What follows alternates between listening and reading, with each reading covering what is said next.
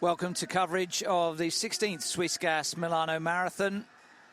Beautiful day for racing. Sunday, the 3rd of April 2016. A record 17,000 competitors entered in the individual marathon and the marathon relay formats here in this famous city in northern Italy.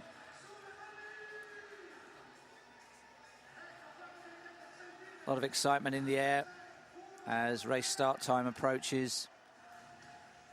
You can see the start time temperature, 17 degrees, about as perfect as you could get for a spring marathon. There is a potential for the temperature to rise to 21 degrees, which will get just a little bit uncomfortable, but that may not be until after the midday point when most of the elite runners will have completed the course. Here is the course, the graphic showing you a very intricate little journey that's been refined over the years on the basis of feedback from marathon runners. Takes in the ancient and the modern around Milan, the regeneration areas. Porto Venezia is the start-finish area.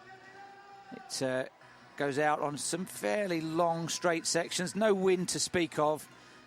It's an interesting course. Obviously, the elite runners will have their heads down and be concentrating on quick times, but further down the field, one or two tourist runners from around Europe and further afield will be able to savour the delights of this classic city, centre of fashion, centre of culture. These are the longer sections as we move out towards the midway point in the race. One or two undulations. The highest point on the course is approached around about this point. Nice wide boulevards for most of the running. So the capacity was at 15,000 last year, 17,000 this year. And the data's now fixed on this early April, having dotted around December, November, early part of the year dates, but it appears to be a record-breaking format that's been arrived at here. Then on the return run back towards Porto Venezia, taking in some of the regeneration sites, which we'll show you now. The city fathers here keen to add new architecture to the historic skyline of Milan. And then the final run-in, there's actually some nasty little rises, which wouldn't be anything much on fresh legs, but on tired legs, just a couple of little undulations in the closing 2 kilometres of the race.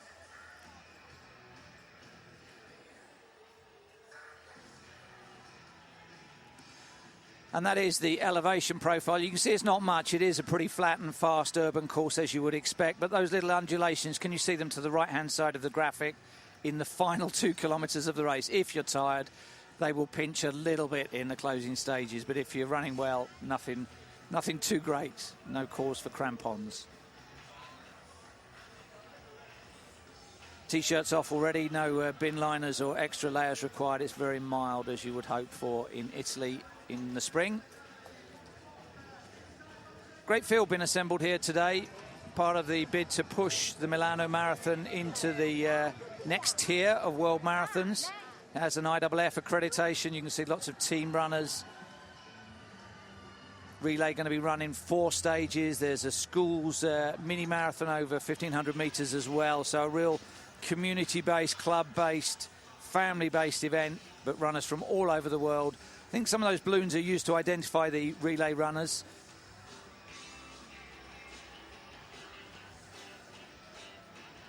A lot of apprehension. The training is all done now. No turning back. The Italian army will be playing the national anthem and sounding the start cannon.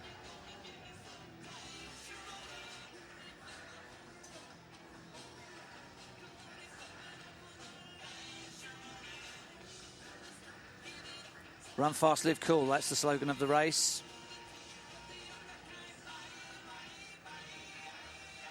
You can see the start for the relay is segmented from the mass start. All those outriding vehicles with the timing clocks, the security, police, motorbike outriders, making sure the course is clear, making sure the lead runners are safe.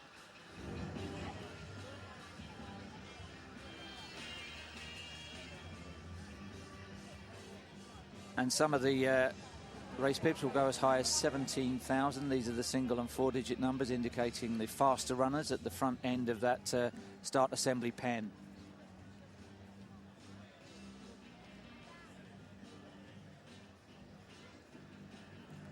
A few bin liners. It's not completely warm yet. 17 degrees Might be a little bit cool for standing around him for half an hour at a time. Real buzz of anticipation around the assembly area. A little bit last minute for one or two runners. The marshals are ready to roll. They're having a relaxed time, aren't they?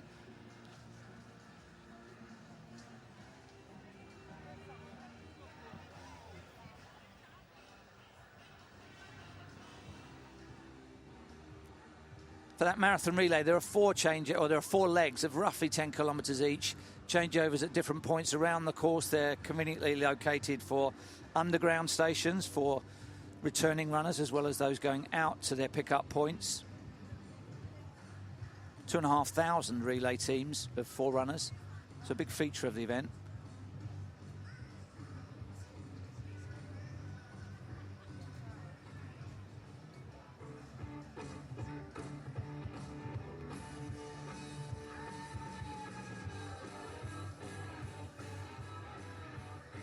There's a chip-timed bracelet, or a bracelet containing a timing sensor that will be passed over between each runner in the relay. The full distance marathon runners have timing chips in the laces of their shoes, or in the embedded in their race numbers. So they'll get a net time. All runners will get a net time from when they cross the start line, and the sensor pads that you can see on the ground there, those light blue sensor pads, that's when the runner's net time begins, and that deactivates when they cross the finish line as well. So even if they're kept for a couple of minutes on the start line, they'll still get a net time from actual start to actual finish line. That's an indication of the Kenyan elite who are here. This race in the men's event has had 12 Kenyan winners in its 16-year history. I think the women's has had something like 8 Kenyan winners. So that's where the fast times lie. There's a preoccupation with trying to get the fastest time in Italy, which is 2:07.17, as well as the Milan course record, 2:07.53. Maria McCambridge of Ireland is now 40 years of age, but going well in the women's event. Here's a look back to the press conference where the elites were given their race bibs by Blanka Vlasic, former world high jump champion.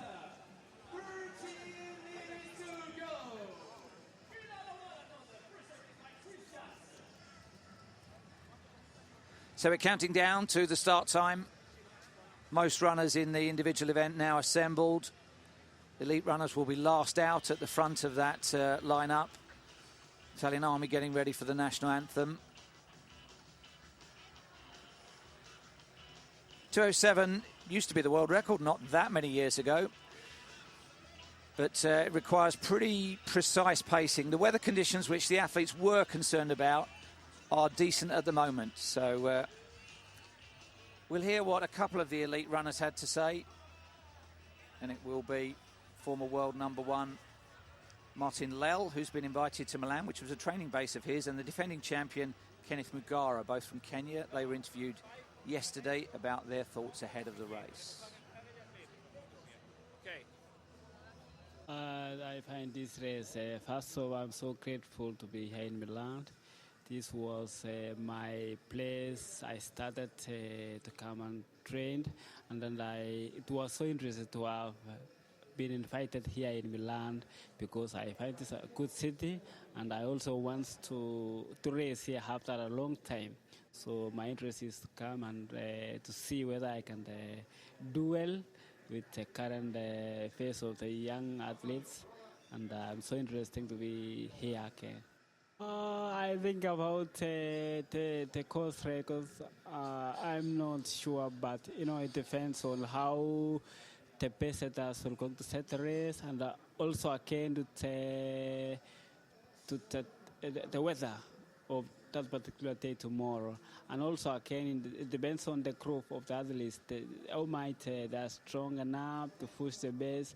So I don't think I can say exactly, but it only depends on what we can do tomorrow. Maybe it will be 2:08, 2:07, I don't know, but we shall try our best. I'm very happy to be back, and I'm expecting to be tough this tomorrow, because I know everybody is ready for it, because everyone wants to win and everybody wants to make the good time of the race tomorrow. I don't know, only God knows, but I know I'll do my best, with depending with weather of tomorrow. Yeah, because I know the guys they are there. They will try to keep it time. Yeah, I don't fear anyone because I know everybody is want to win and everybody is training, and he has trained very hard to win. Even me, I train. So no one you can say he is the most. He will be the winner. It will depend even the weather. Yeah. So those are the number 1 and 2 seeds. The athletes on Puma hope of a 2:07 run. Rests, Lel, and the defending champion Mungara. Not young men by any means. Mungara now 42, Lel 37, but a lot of racecraft in those legs and in those marathon racing heads. Very relaxed down on the start line as we get ever closer to that national anthem and introduction of the elite athletes. This is Jeff Whiteman with you for coverage of the Swiss Gas Milano Marathon, the 16th edition.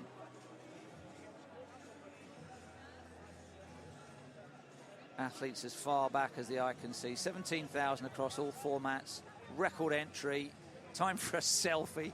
Do hope they're not running around with that stick, but the prevailing atmosphere, one of complete relaxation. I wonder if they'll be smiling and laughing and taking photos when they're a kilometre from home.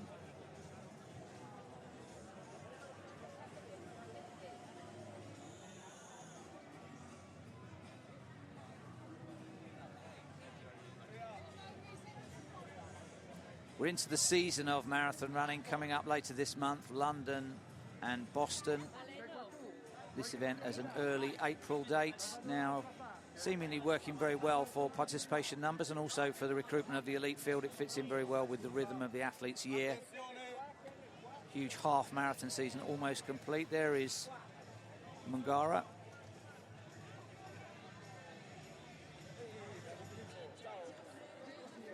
So the elites just being led out from that changing area that they have to themselves.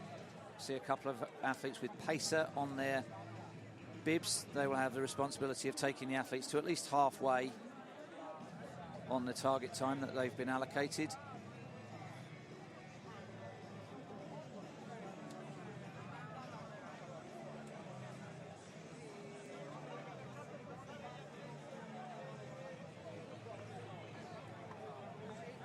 Around about 8 or 9 Kenyan athletes in the men's field. That's Henry Chirchir, one of the younger men, only 20 years of age, having contrasted that with the 42-year-old and 37-year-old Lel.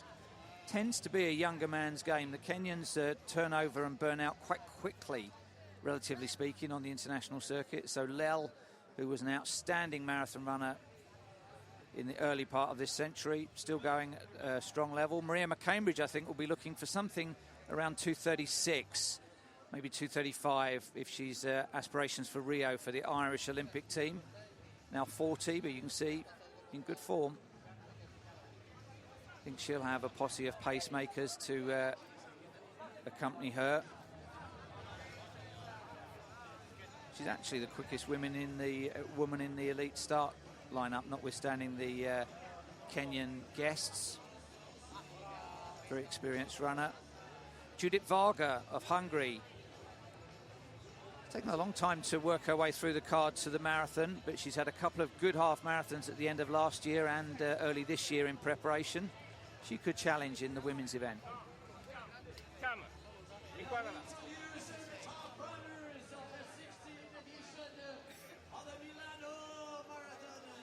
Belmonte of Cuba. She ran in London 2012 in the Olympic Games for Cuba. Cubans better known for their expertise in explosive events, the sprints, the jumps, multi-events. Don't see too many endurance athletes flying the Cuban flag. And the reason her number has Brigitte on it is that there are 2 Koskais in the women's elite field. This is the 21-year-old Brigitte. Waneke being chaperoned out to the start line. 32 years of age, 62-minute half marathon runner, 2:08:59.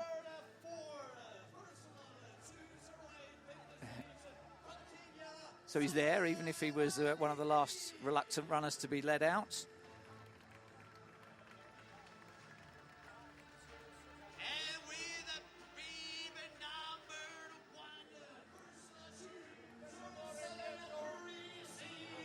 So Mungara, the defending champion,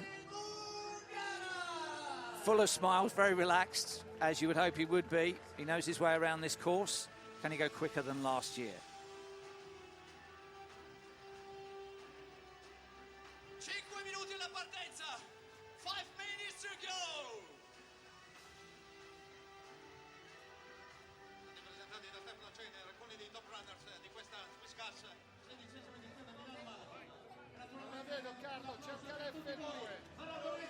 So the elite men and women mingle together on the same start line.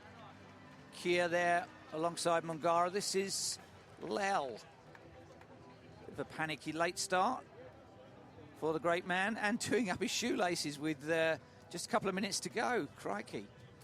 So I don't know what caused that last-minutism for him, but anyway, taking care of business now, just in time. Has a quick look at the clock. He's got time to do up his left shoe.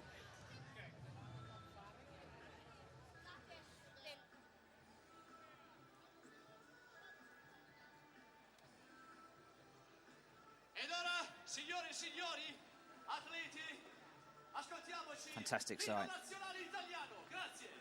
Biggest number of runners ever assembled here in Milan for this mass participation race. An invention of the 21st century. National anthem of Italy, played by the Italian Army.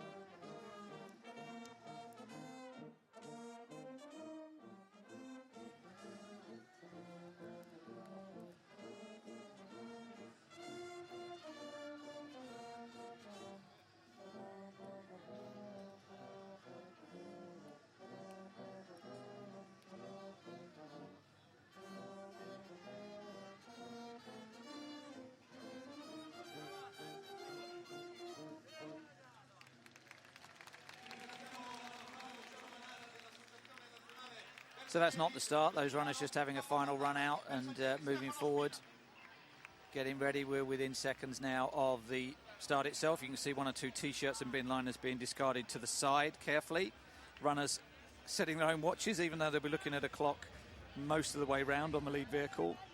Runners often fixated with taking their own time, getting their own split times as well, individual miles.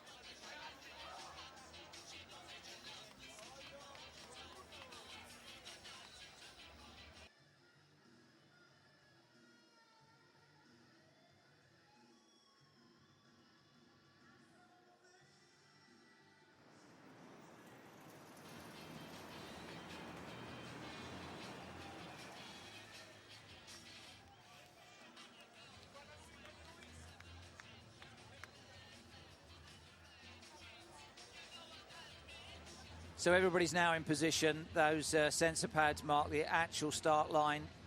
I think there'll be a countdown to the start. The rear pens just being moved through, so all the gaps now being closed up. That's a front line eye reflective view. Is that the Cuban sunglasses that we're looking at? Optimistic, but the forecast is for 21 degrees by the midday point.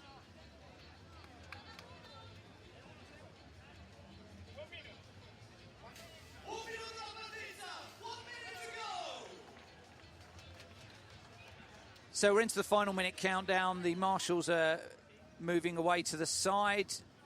Motorbike outriders looking in their rear view mirrors. We see still the odd T-shirt being thrown to one side. There's Maria McCambridge just checking her heart rate. She looks probably the most nervous of those that we've seen across the start line. Perhaps the last chance for her to impress the Irish selectors ahead of the Rio Olympic Games.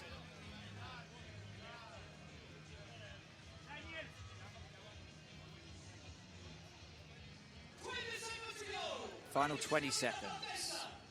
It's always risky doing a countdown when you've got so many anxious athletes. There's no recalling a false start in a marathon, but the chip timing takes care of most things. So everybody's got their hands on their Wristwatches, we're ready to race.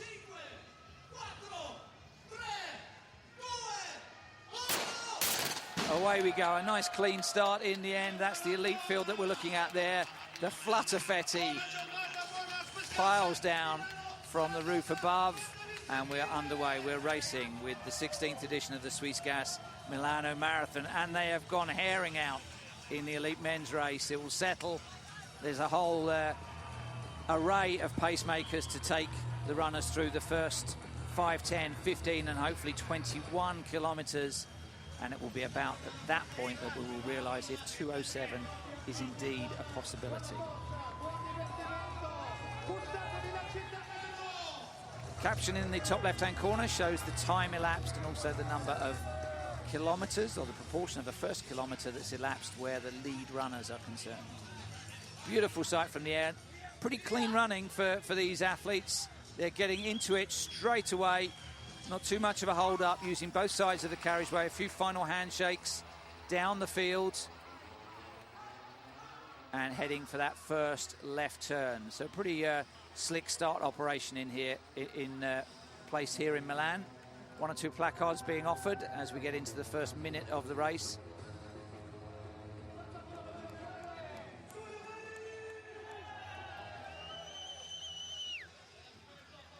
So those 2 of 6 pacemakers, maybe, those running the full distance, have their names on their bibs. The others have pacer plus a number.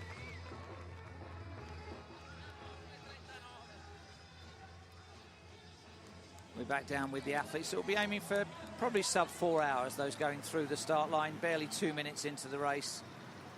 So good clearance times for these record-breaking numbers here in Milan.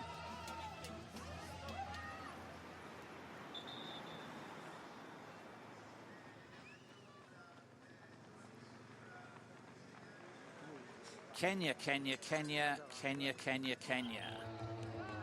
Some of them will know each other from training, from other races they've done together. The pacemaking is a bit of a science. They'll be wanting them to go through halfway in around about 63.5 minutes, if that 2:07.53 course record and 2:07.17 fastest ever time in Italy are to be a reality today. Good spectator support out on the course as well.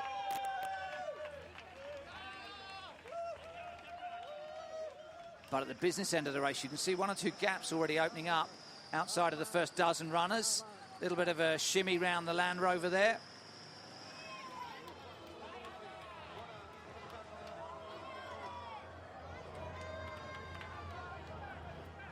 Runners from all over Europe, further afield as well.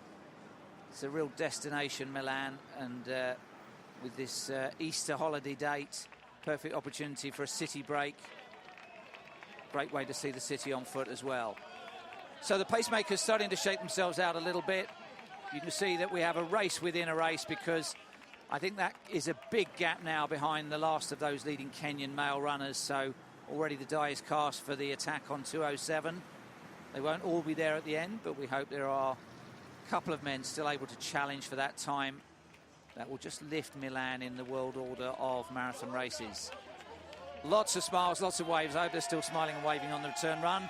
On the split screen, you can see as we approach the 4-minute point in the race, an array of orange and black vests among the Kenyan men.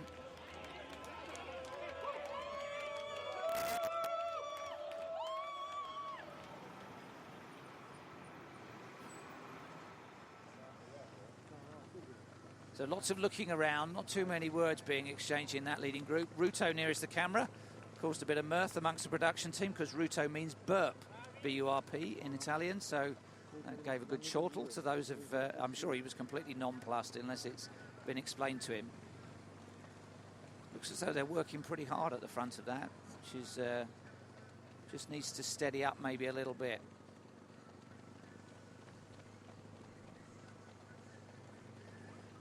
There you can see the gap back between about 12th and 13th place. It's already a gap of around about 80 or 90 metres. So you'd have to say barely 5 minutes into the race, the winner is probably going to come from that first group. And there we are on the graphic, this first sort of shape of the number 4 loop.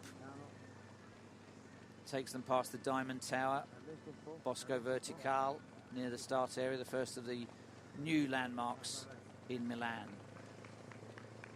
One or two athletes there look to be working a little harder than you would expect in the first 2 kilometres of a full marathon distance. Some of them only going to halfway, but you're looking for relaxation, rhythm, not too heavy breathing, not too many jaw-dropping efforts at this point in the race. And there, a little bit further back, is the Cuban women's leading group. Most of the women in a mixed race will find themselves chaperoned for a large part of the distance by the leading men. I think Maria McCambridge is in that group there.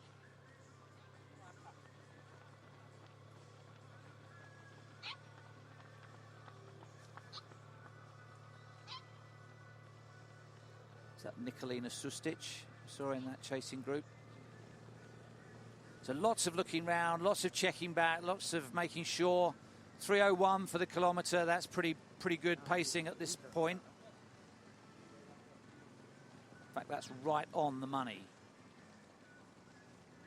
3 minutes would bring them home in 2:06:29. So add a second per kilometre to that. 42 seconds would be exactly right. So let's hope they settle in.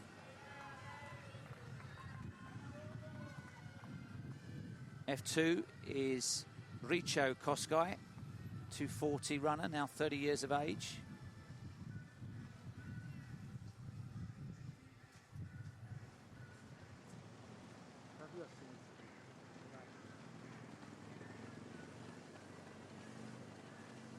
So pacer 23 is Samuel Koskai, never run a full marathon himself. On the right-hand side of the shot there, Henry Kiplagat, 60-minute half marathon runner, a 2:16 full marathon runner, so maybe that indicates that his potential is actually over the shorter distances, and I would imagine he'll be required to go to around about the halfway point in 63, which is a 60-minute runner, should be well within his compass.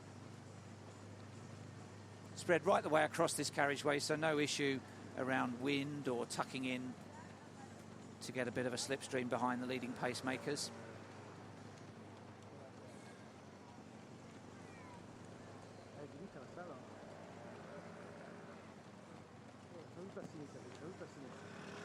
Intricate course that has a very smooth running surface, as you can see. Nice wide boulevards on these opening sections as they make their way through towards the 3 kilometre point out of 42 kilometres. He's happy with the pace-making effort. They're happy with it just behind. The key at the moment is to just keep it relaxed and let the miles click by. There's Lel, he's seen it all, done it all. Central Station is the in the background, just as they came round that turn. Big landmark on this part of the historic city of Milan.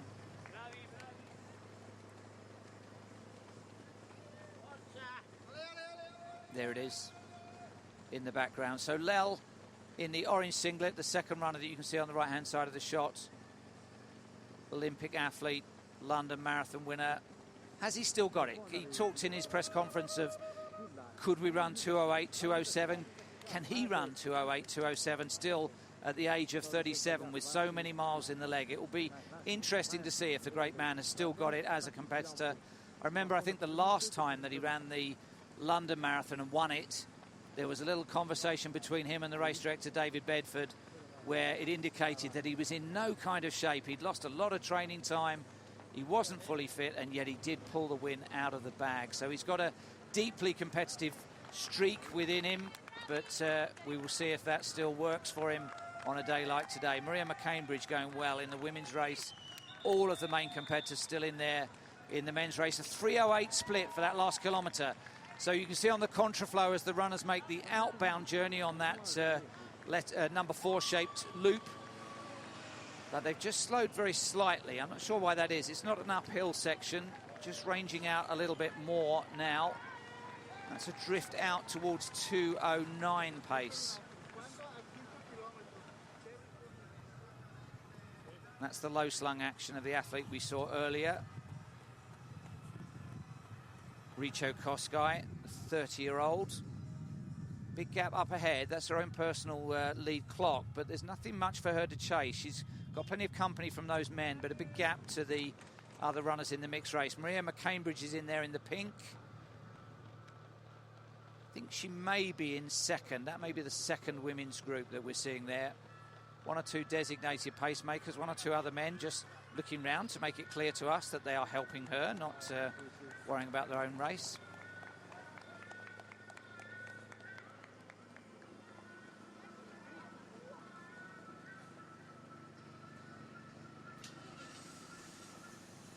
Henry Kiplagat on the right-hand side there, just 25 years of age. Some of the Kenyan dates of birth can be a matter of conjecture. They are now fully documented, but in rural communities in particular, there's always been issues around junior age group runners where they're almost reliant on their mother's memory of the date of when they were born.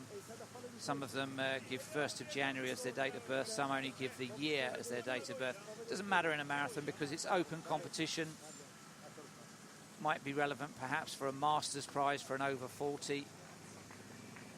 And this event offers €5,000 to the winner. Significant prize money for the first Italian as well. Also for the first Italians over 40. They'll be a little bit further down. This is the sharp end of the race where, at the moment at least, the effort is all on trying to run 2:07 to take the course record. And that group just starting to fragment a little bit. One or two already out the back door, suggesting that it is being run pretty quickly.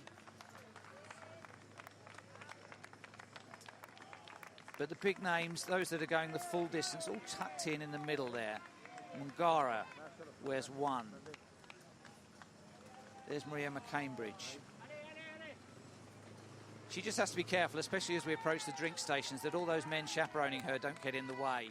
Lots of elbows and kick-back legs that she just has to avoid as she finds her own rhythm. One or two curbs. There's a tram crossing that she's going over there. Just needs to keep her wits about her. There's a fairly sharp left-hander as well. But she's seen it all and done it all. Maria McCambridge, very, very experienced runner. I'm sure hoping for an Olympic Games.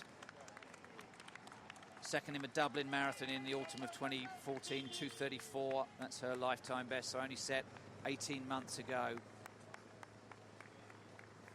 Winner of the Charleville half marathon in France, 72:26.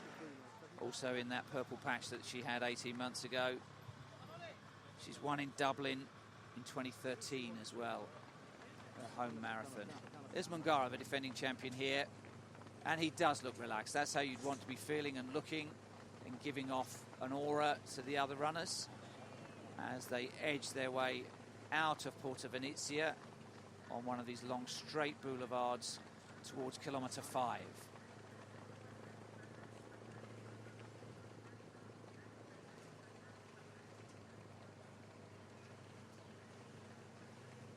You would expect for the formation to be a little bit of an arrowhead, instead of which it is just stringing out, not quite to single file, but certainly.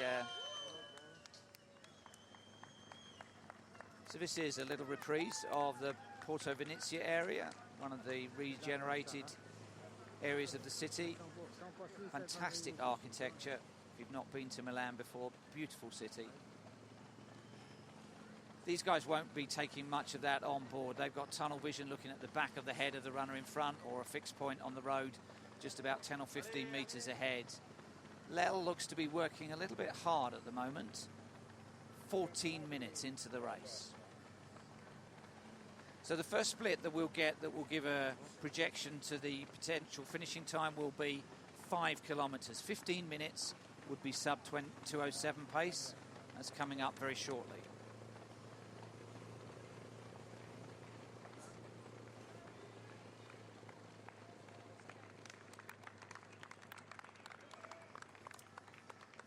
That's 1 and 2 in the women's race. Kosgei and McCambridge with their own little accompanying groups. And this group has whittled down to around about 9 or 10 big gaps. 1 or 2 going out the back door quicker than you might expect. There's McCambridge, great support out on the course. both sides of the road. Beautiful day for marathon running, beautiful atmosphere, plenty of city support.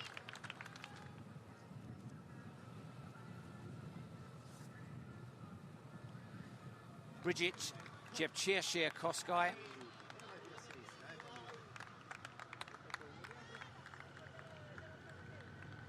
So some of those guys, I think, have decided they're going to run it with Maria McCambridge. Not too many pacing bibs, but you can see from those that look across often that they're there for her benefit.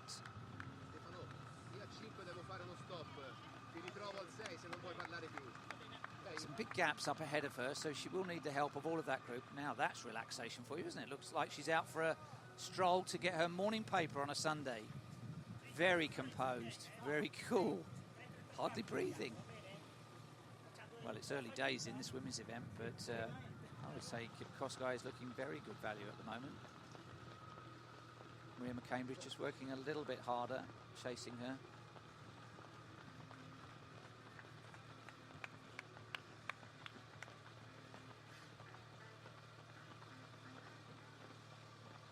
Runners checking on their own watches.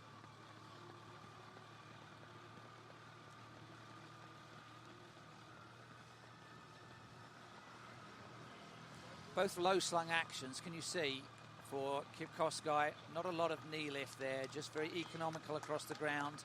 Keeps her elbows tight to her torso. Just smooth running, not a lot of lift there, just concentrating on getting across the ground. Maria McCambridge, also low-slung action. That's where they're heading on the course, between 5 and 6. Sharp left-hand turn coming up very shortly.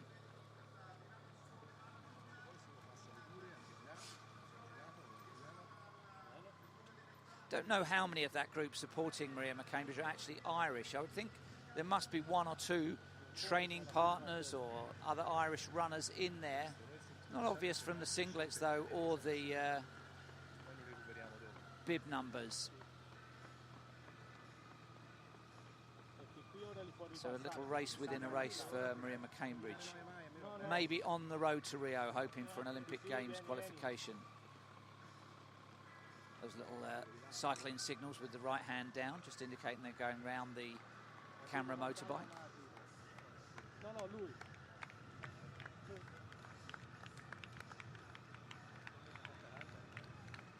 So through the chicane there. McCambridge must be used to this. I mean, it's there's not that many elite events where it is women only, although the Olympic Games would be one if she were to line up in Rio. Most of the time that she's racing marathons and half marathons, she will get the benefit of male company for a large proportion of the race. She'll be like that in training as well, I'm sure. So it's not an unusual situation for her to encounter here. Just needs to have her wits about her with all the twists and turns on this course. 15:10 was the split at 5 kilometres, so around about 2:08 pace, just a high 2:08 at the moment. So we can concentrate perhaps on who's going to win the race rather than get too fixated with a 2:07. They're just already operating slightly outside that. Maybe some quicker running up ahead as Milan goes about its Sunday morning business. There's Ruto. That slight forward lean, chin slightly forward as well. Samuel Kemboy Ruto, born in 1994, 2:08.59 man. Ishmael Busendic Chemtan we saw there as well, another young Kenyan with a best of 2:08.25. So they are all mostly 2:08 marathon runners, and we are operating at 2:08 pace there. It would take something exceptional, maybe a long run for home in the final quarter of the race for 2:07 to be under threat.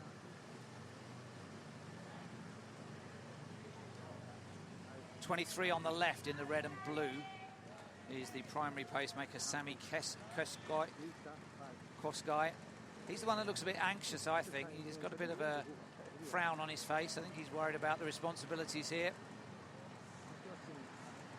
bit of a busy running action as well. You can see the neck leaning forward, the arms just making circles in the air. There's definitely a Kenyan running style, isn't there? If you look across the economy with the arms quite close to the torso, but long, rangy fluid from the hips down.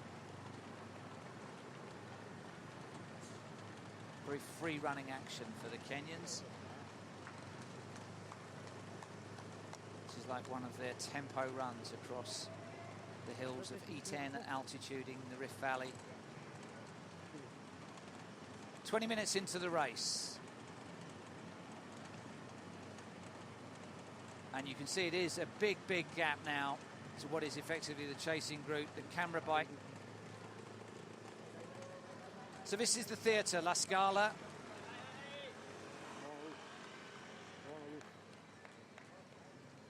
And there's the statue of Leonardo just outside the theatre. Another beautiful building in a beautiful city. And that's La Scala Teatro in the background there as the runners sweep round that left-hand bend. Lots of checking of watches here. I think they'll have worked out they're on 2:08 pace. That might explain the slight anxiety on the pacemaker's face, because it's operating at around about 30 seconds below what would have been ideal.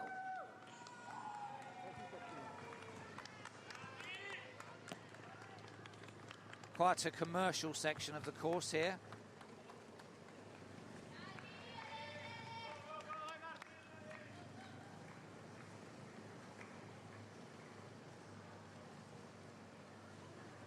Should mention the athlete there in the orange, the 32-year-old Waniki, Sam Waniki. He's one whose date of birth is given as 1st of January.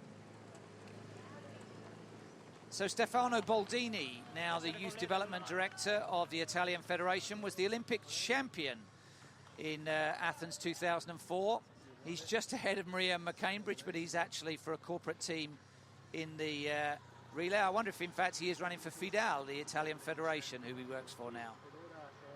So Boldini's still moving well, because if you bear in mind that Maria McCambridge is probably on schedule for around about 2:34, 2:35, Boldini still got it, hasn't he? Now, it looks as though Maria McCambridge's support group was just fragmenting a little bit there, which isn't good news for her. First changeover in the relay will be just around about the 10-kilometre point through this shopping precinct. The group heads. Still appears to be 10, maybe 11 strong, 10 in that leading group. Still the same two. Sam Kosgei and Henry Kiplagat doing the pacemaking honours. So the Duomo is the cathedral church of Milan, dedicated to St Mary the Nativity, largest church in Italy. And it's the 5th largest church in the world. It actually took 6 centuries to fully complete, 1386 to 1965. So if you think you have trouble with your builders, 600 years from start to finish. Beautiful though, well worth the wait.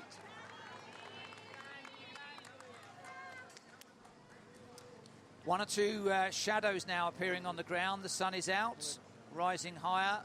It'll be a midday finish, so it will be at the hot point there. Still the same two, carving it out in front with a little bit of urgency, because they want that 63.5 halfway point, and they're operating outside 64 at the moment.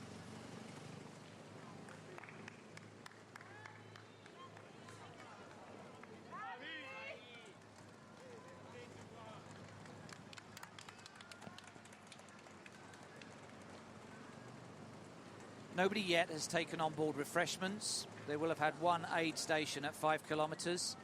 That can sometimes break up the rhythm of the leading group as they lunge for their personalised drink waters. That was the 8-kilometre point. That's around about 5 miles, 21 miles to go for those of you measuring your marathons in the imperial mile measurements.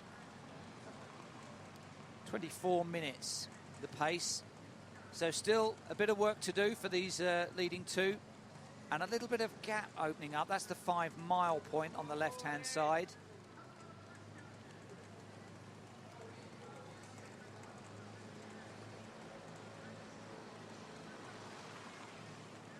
Rachel Kosgei, still leading in the women's group. I think she's around about 600 or 700 metres further back down the road. Women's course record is an outstanding one, 2:24.59. That stood to Margaret Akeo since 2002, the early days of this event. Nobody's come close to that in recent years, but certainly Rachel Kosgei running very relaxed at this early stage of the race. So they go their separate ways across the tram lines there. This very slightly cobbled section of the race, or tiled section of the race.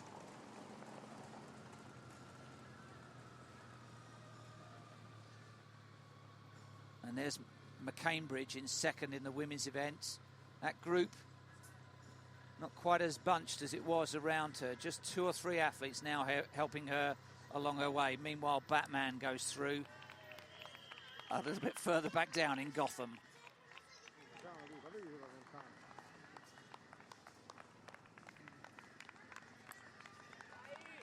So nice support out on the course at this early stage of the race.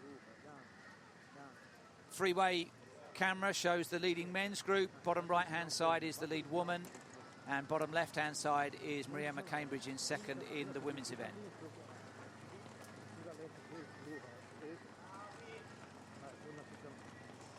So the athletes will be finishing here in the different format events right the way through to 3, 4, even 5 o'clock this afternoon.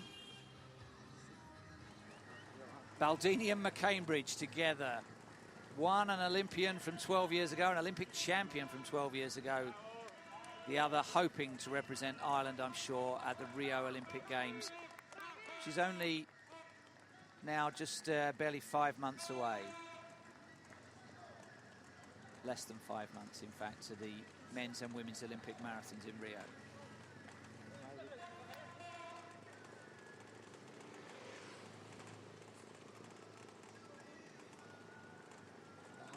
Just looking at Martin Lell taking a rain check on the great man. Wasn't looking that comfortable at the 4 kilometre point. He's well tucked in that group. So too the defending champion, Kenneth Mungara.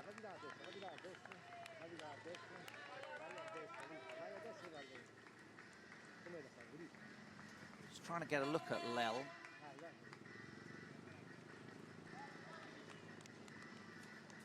Lell, I think, is the 3rd athlete, or he was the 3rd athlete in the orange singlet.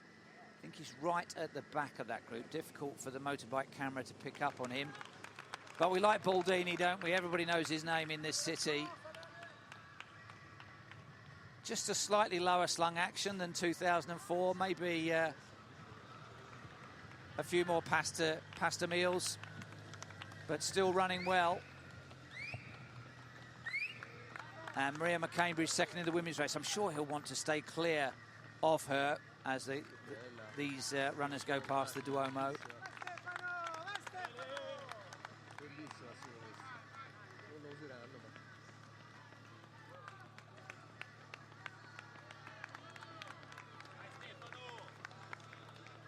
Well, Baldini was the last Italian winner of the Olympic marathon. He wasn't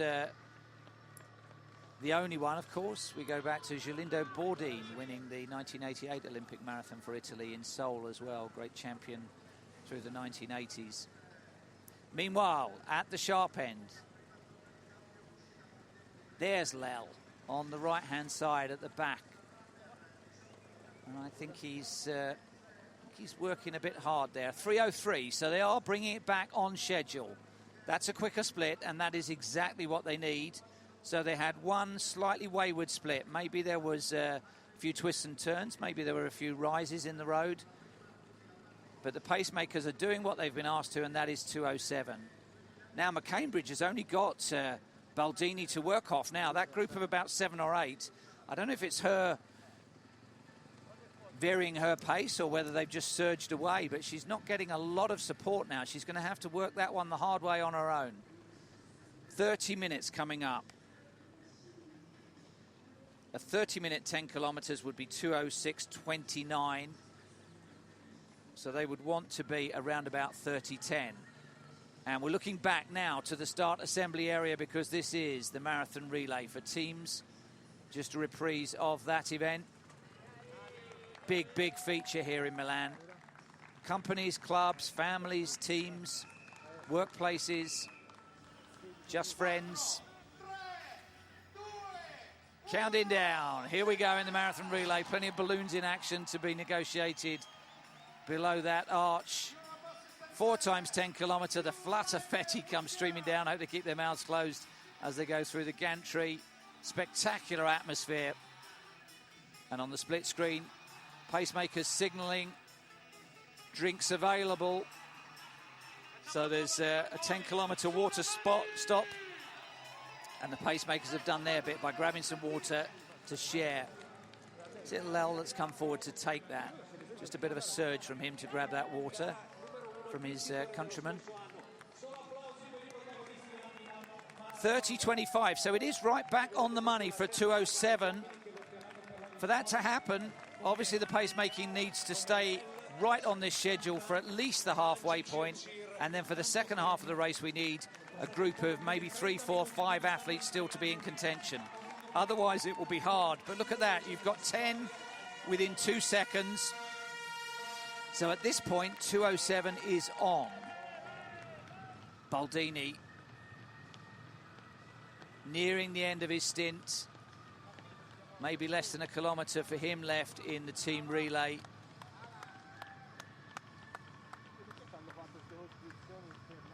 Think of 2004 as relatively recent, but it's 12 years ago that he won his Olympic title. A regular on the big city marathons around the world. Favourite in London on a number of occasions.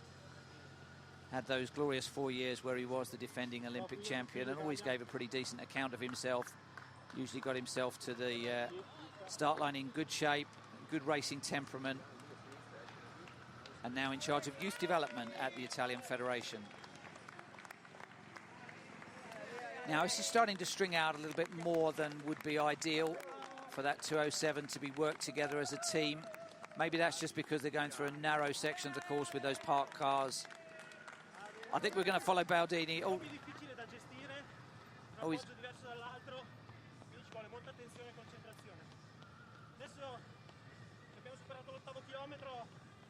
Gli hanno preso il proprio ritmo e anche il gruppetto del quale facevamo parte si è un po' sfaldato. Devo dire che in questo momento si sta molto bene.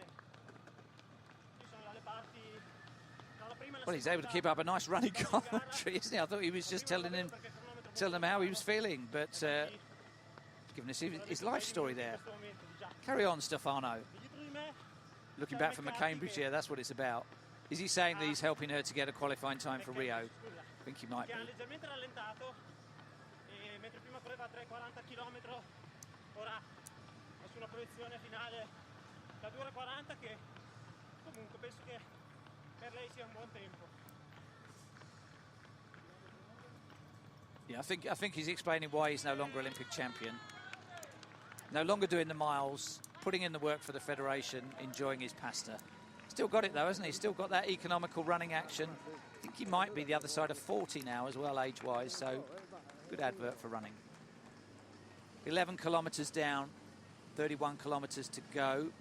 Still the order remains the same. These two providing a little bit of a windbreak at the front of the field, although there's no breeze to speak of at any point on the course, but just running shoulder to shoulder, stride for stride, and everybody else falling in behind them.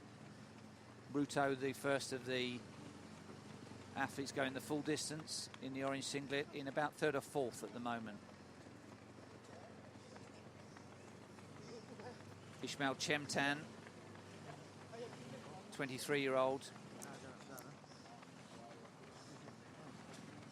So Maria McCambridge now finds herself on her own. Long way to run as a solo effort. I think things have disintegrated a little bit around her. Further down the road, Bridget Kosgei, I beg her pardon, with her own pacemaker directly in front. It is Rachel Kosgei, F2. 2 Kosgeis, 9 years apart in age, so I'm not sure they're direct sisters.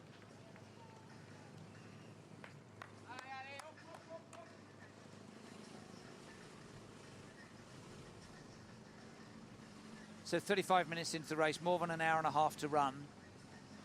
This will be the point still where those that are thinking of winning the race would just be relaxing, just trying to let the miles click by without too much effort, keeping the breathing at a conversational pace. The hand signals from the lead runners indicate sharp left coming up.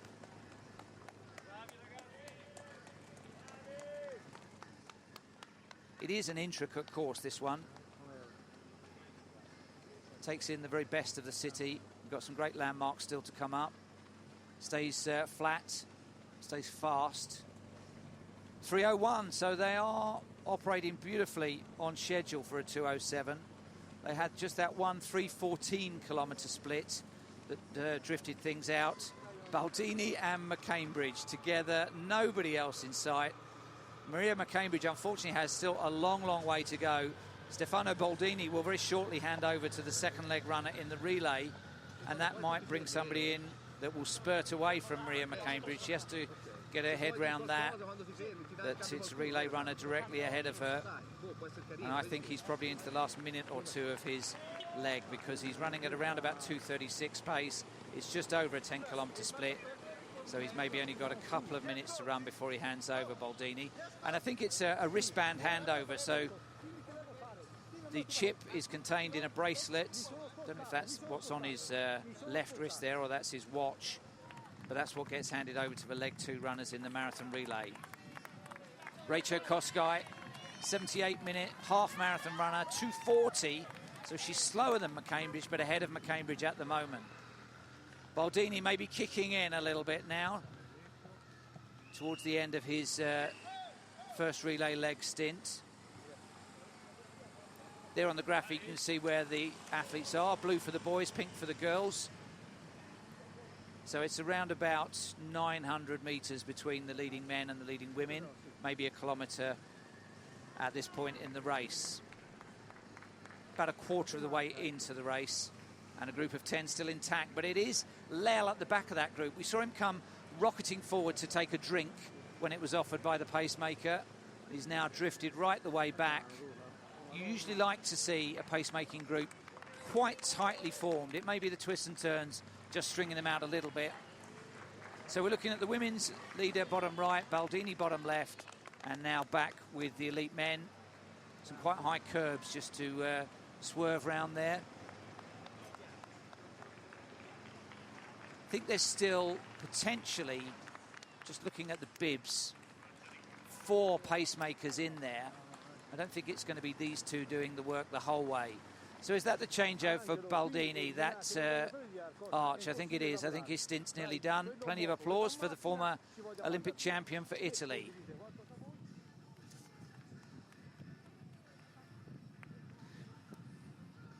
'29 is Salvatore Gambino of Italy, making his debut. 36 this year. Doing a great job pacemaking as well for those leading women. So it's about 2 seconds from first to last in this pacemaking group, as we'll call it.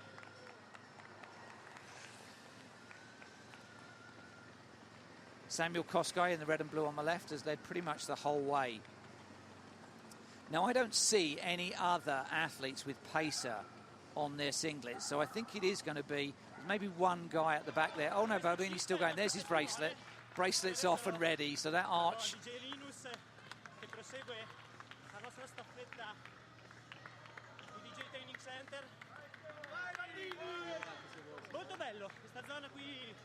Okay.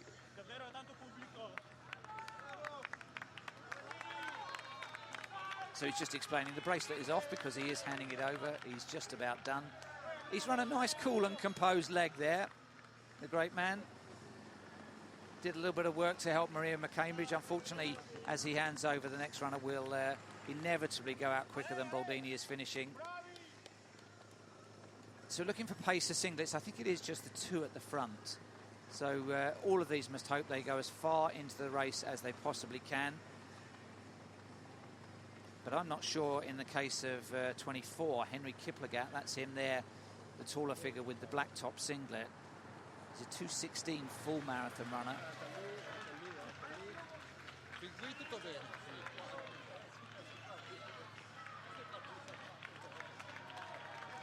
So Baldini has handed over to a famous DJ. No, he's there for the entertainment and the music, not for the running. But so the Olympic champion hands over to a DJ. So I think that team was loaded with their fastest runner on leg 1, not leg 4.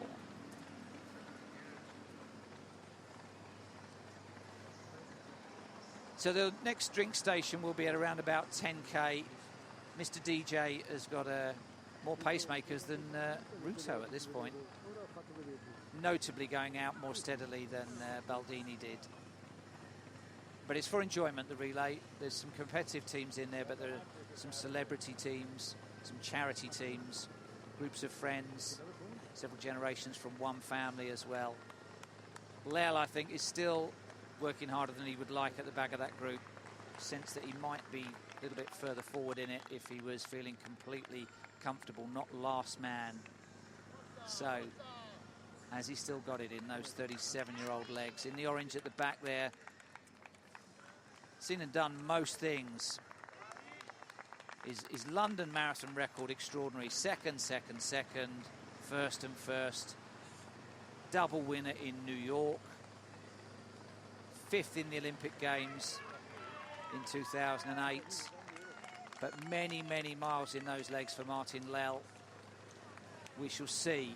The marathon's a long way to go. He knows his way around the distance. He knows his way at this sort of pace. And don't forget, the defending champion is 5 years older than him, Kenneth Mungara, tucked in there in about 5th place in the black and white singlet.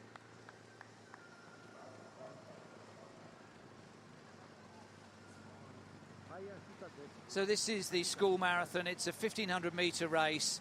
A lot of energy there, a lot of waves. Clowns corralling the start. Oh. Yeah, they'll have been told to take things steady for the first 100 metres. Oh, a couple of fallers. It's one of the dads. That's okay. World record for this distance is 3 minutes 29. So it's a lot of fun for these kids. Hopefully they'll be inspired to take part in racing in the future. Just 1,500 metres. They get back into the park for something to eat.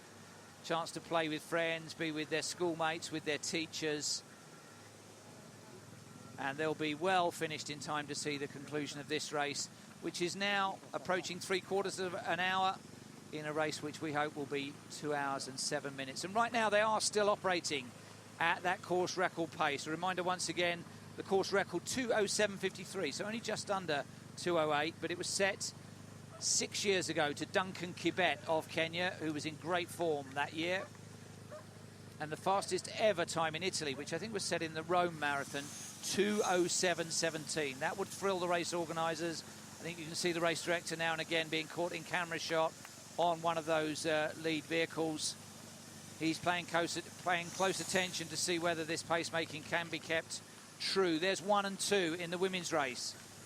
Bottom right is Rachel Kosgei, and bottom left is Maria McCambridge of Ireland. Those are the medals that every one of the 15,000 finishers will get, awaiting them at the end of the return run.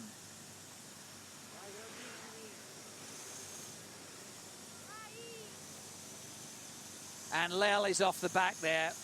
I was speculating that he was finding it hard. Look at the great man. He is now 20, 30 metres back down the road, and that's a sad sight to see. A great athlete. He looked uncomfortable at 5 kilometres. At 7 kilometres, he made that surge to the front of the group to grab water off the pacemaker. And now Lel has got a long, lonely run if he's to finish the Milan Marathon. It was a training base of his. Delighted to be invited to Milan, but are we seeing the end of an era? 37 years of age, former world #1 Martin Lel has suddenly lost a huge amount of distance in the space of around half a kilometre. Well, he's 37, the defending champion's 42, but Lel has put his body through an awful lot over the years. He knows what lies ahead. It's an hour and a half of intense running, and at the moment he looks like the group is going to go without him. So we are one down, we're a man down, and it is Martin Lel. This is a new regenerated district of Milan, City Life it's called. Beautiful area to relax, enjoy the sights. Fantastic new structures there, places to eat and drink. So it's a drink station, but it's a drink station too far for Martin Lell, because unless this group breaks up dramatically, I think his race or his challenge to win in Milan, which he spoke of at the press conference yesterday as being something he would aspire to, is gone.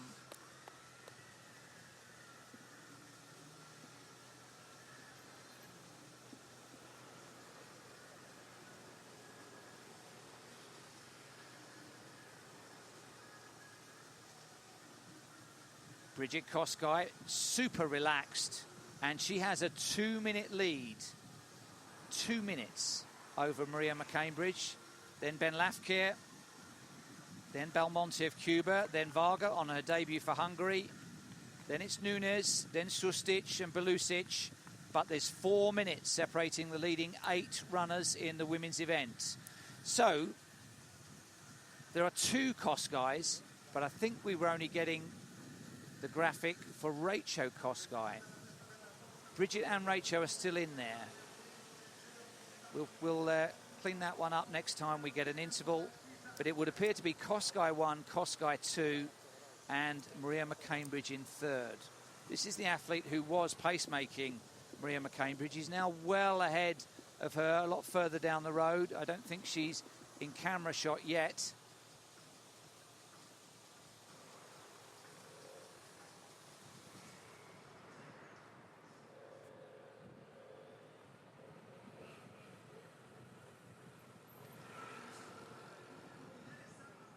Some big gaps you can see in the elite part of the course. These runners are heading for under 2.5 hours. They'll have trained really hard through the winter for this event. Some of the leading Italian runners in the segment between 2:15 and 2:30.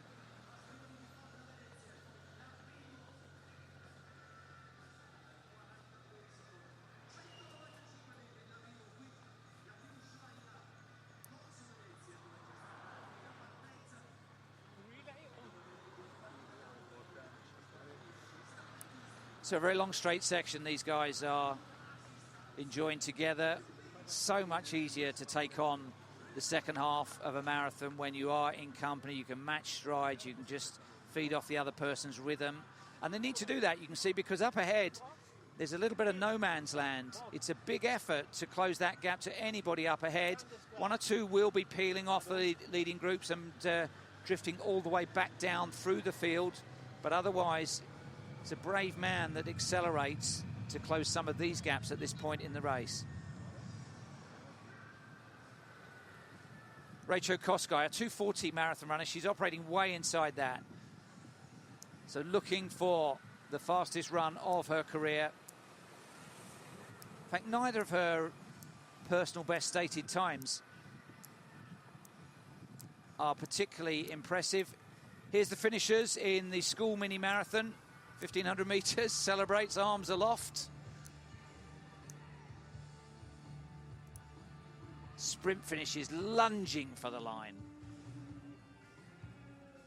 You see the flutter-fetti from the start of both races still either side of the finish gantry.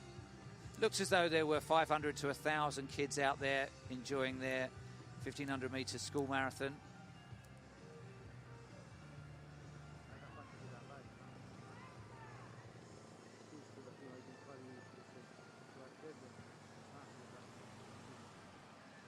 So split screen, the next generation on the left of Italian youngsters getting a taste of the big time.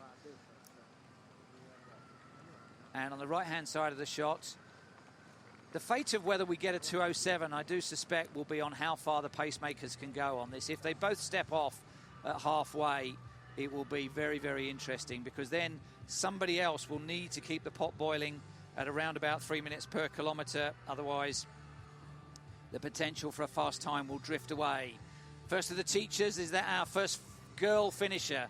I think it is, being applauded by dad or teacher.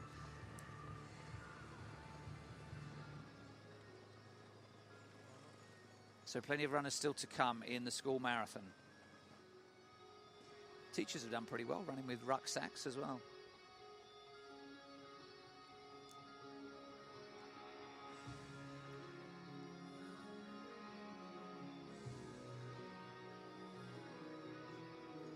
So we're 50 minutes into the race, the school marathon, about halfway through finishing maybe.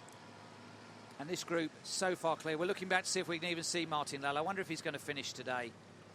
It's a long, long way to run on his own. He went through a terribly bad patch there just before he stepped off. We still have an hour and 17, an hour and 18 minutes of running to go.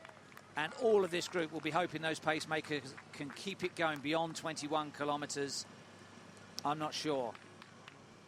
If either or both of them step off, then somebody has to decide whether they are going to keep that rhythm going or whether the whole thing slows down and settles. And we've got a serious race in prospect. On the far side there with the high left wrist, Mungara, the defending champion. Big smiles and waves from the man seeded number 1. When he took to the start line, he was very relaxed. Chemtan, 6th seed in the race, another Kenyan, born 1991. He's a 2:08 marathon runner. He's won in Ljubljana, also won in Toronto, Enschede in Eastern Europe. He's won the La Rochelle Marathon in France as well. So knows how to win a marathon. The man in 3rd place at the moment, right in the centre of your shot.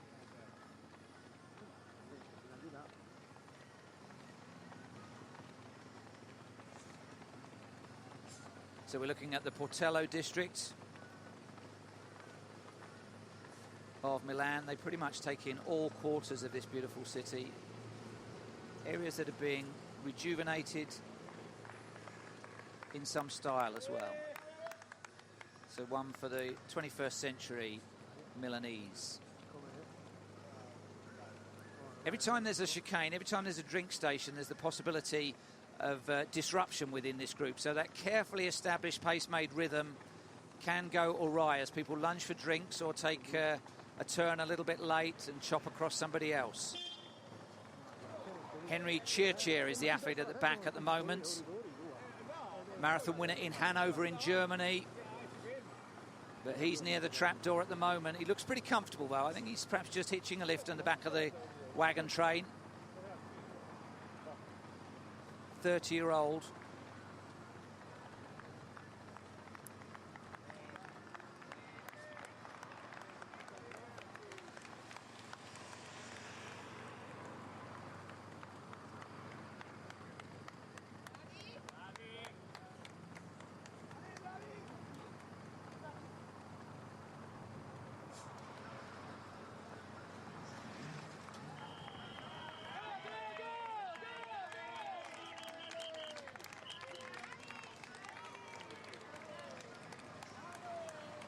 So they're chugging along pretty nicely now. You can see 24 kilometres to go, 53 minutes into the race on the graphic on the top left. They'd want to tighten it up to less than 2 seconds between the whole of that group.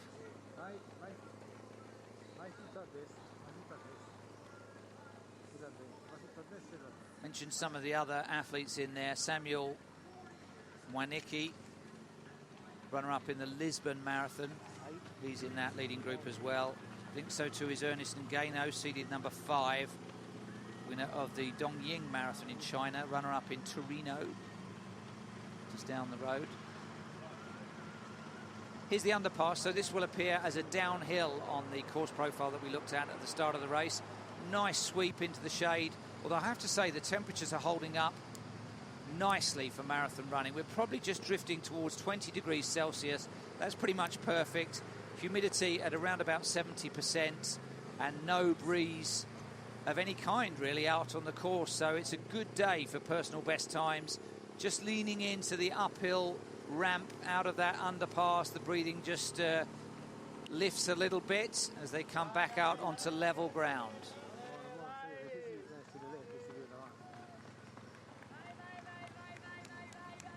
There's Ngano, winner of that Chinese marathon on the far side of that group.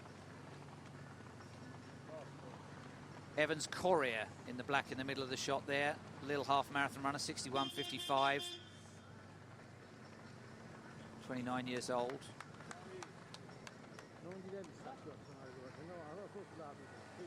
Just looking for the lone Eritrean in that group. I don't think he made the initial break. Daniel Mesfun, 2:12 marathon runner, so he'd be running out of his skin at this point to be still in that company. I think it is 100% Kenyan, this group, but we're now down to, is it 8 runners as we track them from the side. They really are motoring. I mean, it's 3 minutes every kilometre, fantastic speed. You know, for the ordinary runners that are just making their way through the opening 10 kilometres of this race, it's incredible pace, and yet they do look so relaxed and languid and easy. But for a 2:07, they do need to keep this going. So the pacemakers, if they're only going to halfway, have got around about 8 minutes of running left before their main job is done. And I wonder if there'll then be a discussion or a indication whether one of them can continue going any further. There they are. They've done a good job. 23, very small number on the corner of his bib. In the red and blue is Samuel Kosgei, and the taller figure alongside him, Henry Kiplagat.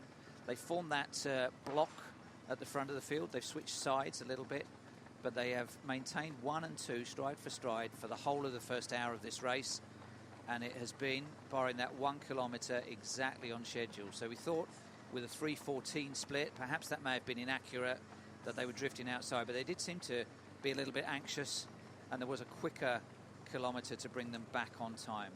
Now, I think he looks like he's working hard, doesn't he, to you? Henry Kiplagat in the red and blue, dropping his arms, which is sometimes an indication of stitch or stomach cramp.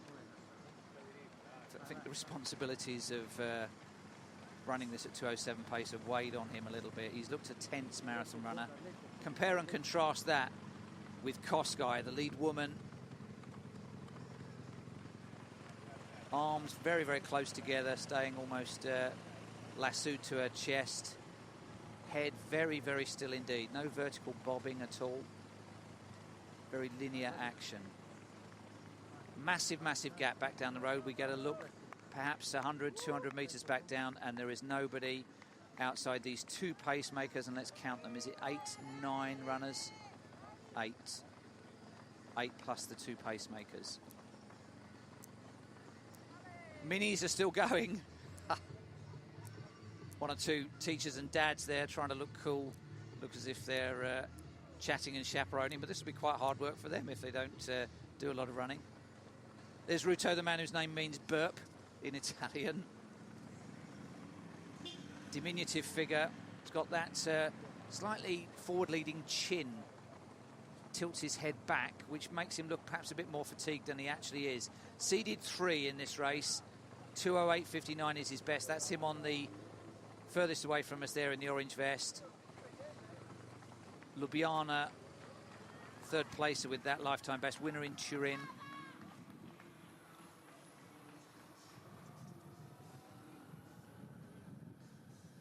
Rachel Kosgei, meanwhile, continues her stately way.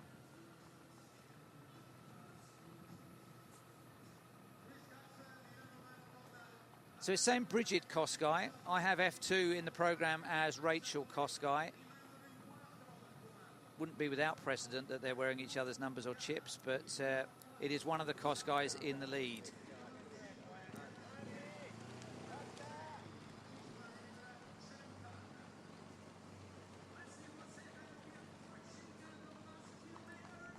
So in the programme, it's Bridget Kosgei F1, Rachel Kosgei F2. Maria McCambridge seeded 3 and she's in 3rd. Judith Varga seeded 4th, and I think she was in about 6th place. Great run at the moment for Dylan Belmonte of Cuba, and also going well for Morocco, Malika Belfakir, when we got the last update. The other multinational in there, Nikolina Sustic of Croatia. But this is the leader in the women's event, and she looks very, very relaxed. It's saying Bridget Kosgei. F2 on her back means we think it could be Rachel Kosgei.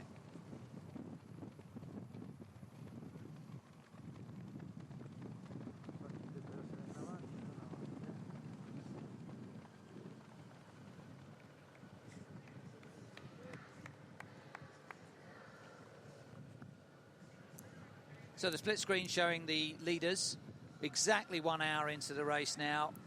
67 minutes, maybe 68 minutes to go for those leading men. And maybe 88 minutes. Is she operating under 2 hours 30? We haven't had an updated split for some time. Certainly a very relaxed looking leader. And Maria McCambridge was just struggling a little bit when we last had sight of her, just before Baldini handed over the baton in the team relay.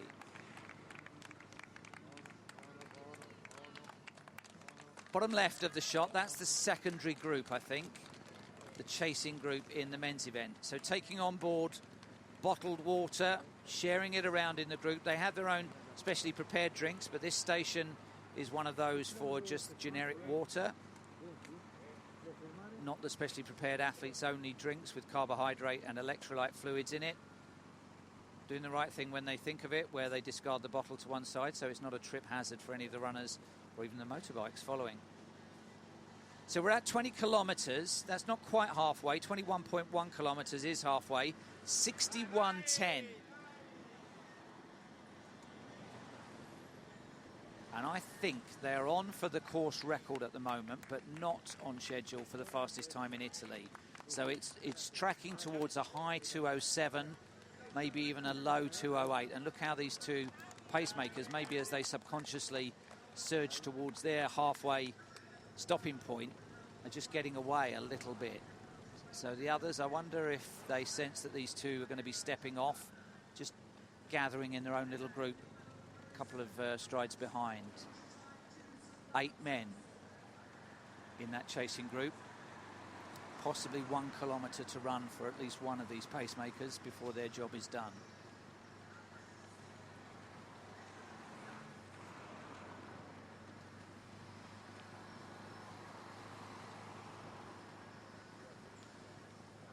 Now this could be pacemaking for the first Italian man.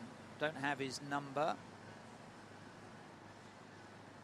But there is significant prize money for first Italian home.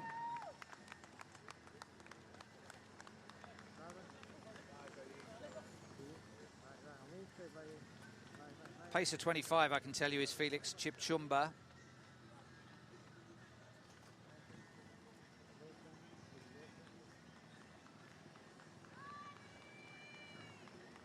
Almeida is Brazil.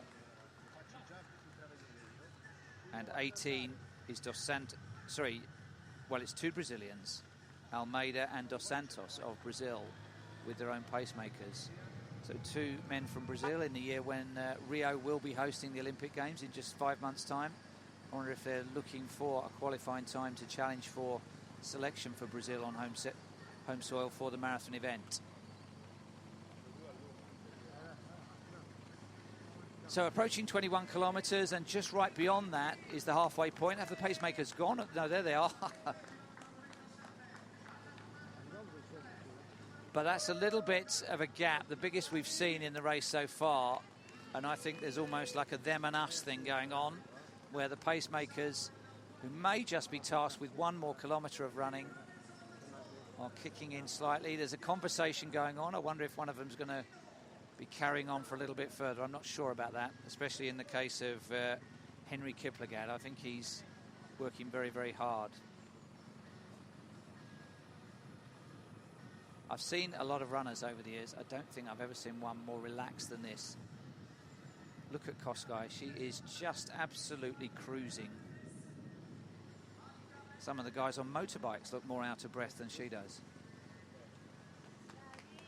There's 21 kilometres, so just 100 or so metres to go until we reach the halfway point. Then it will be interesting, because I think the others are sort of dropping back, preparing themselves for this second half of the event, which is going to be perhaps run as a true run race. There's halfway, and they're still going.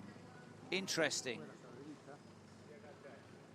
64.30, and you can see it's drifted outside 2:08.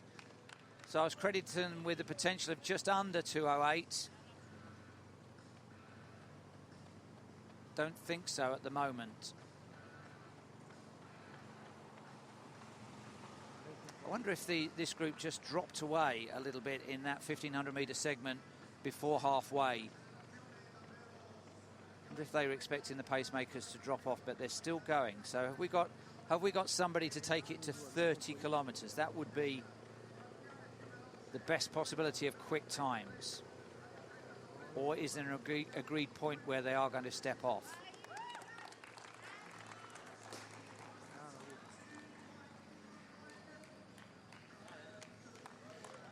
So they've been knocking out kilometres at 3:01. There must have been some that were outside that, more in the realms of 3:05, 3:06, where we didn't get the individual splits.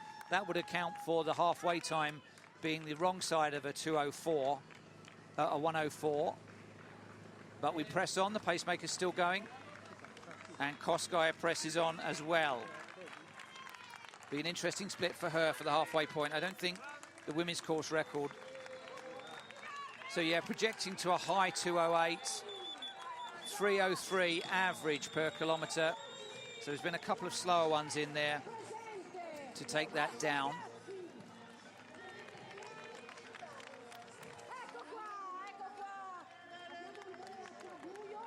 Some great mural work in the background there on the perimeter wall. Now lots of looking at wristwatches. It's been very noticeable that there's been a drop-off of that chasing group. They are not covering the pacemakers in the way that they were for the opening 15 kilometres of the race.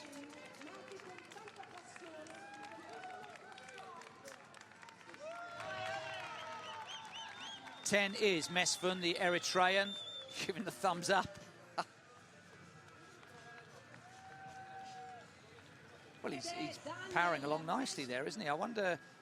That's a significant gap behind, but he looked to be motoring pretty well.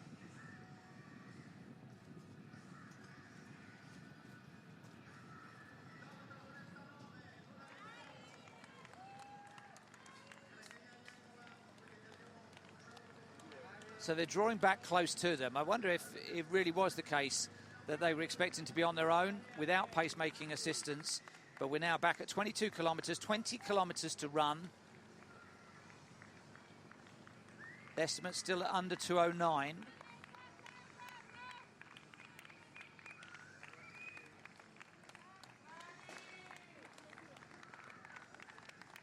And if you're just catching us in this coverage, the unfortunate news is that Martin Lell, former world #1, drifted off that group probably at around the 15-kilometre point. So he will play no part in challenging for the win here today, but one of these 8 men will be the champion here in the Swiss Gas Milano Marathon, the 16th edition, the biggest ever edition.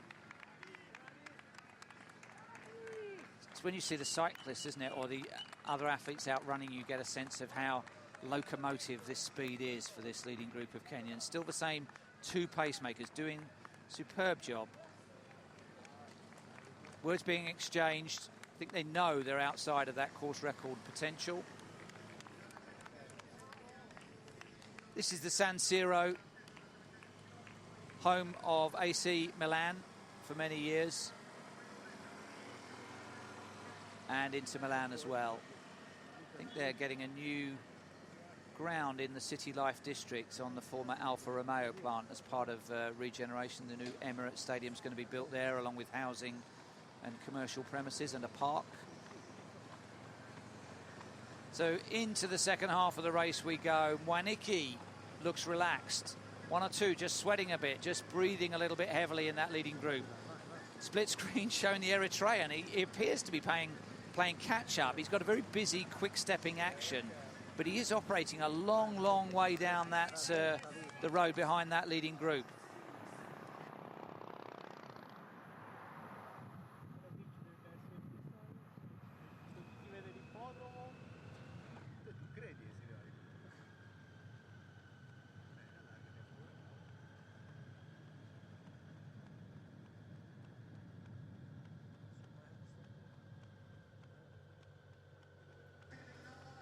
So there is the Eritrean.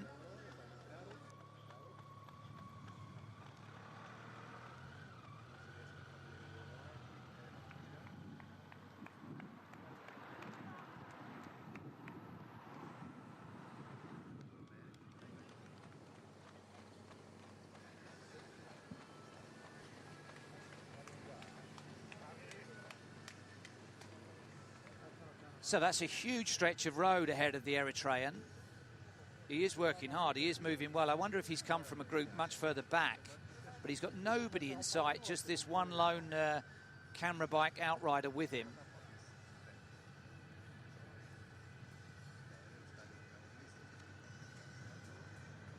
I suspect in the closing stages of the races, if he can keep his form together from the San Siro onwards, then he does have a chance of picking off one or two who will find that pace a little bit too relentless in the leading group. Meanwhile, the walkers in the Milan mini marathon nearing the conclusion of their little adventure.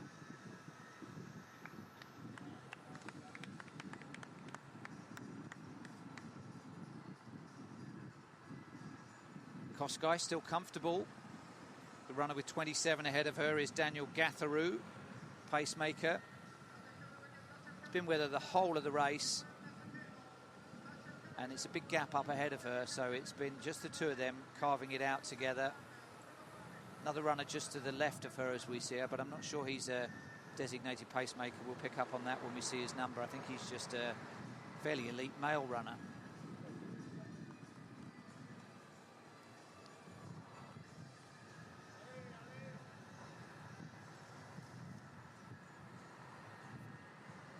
Salvatore Gambino of Italy is the other athlete, wearing 29 at the back of that group.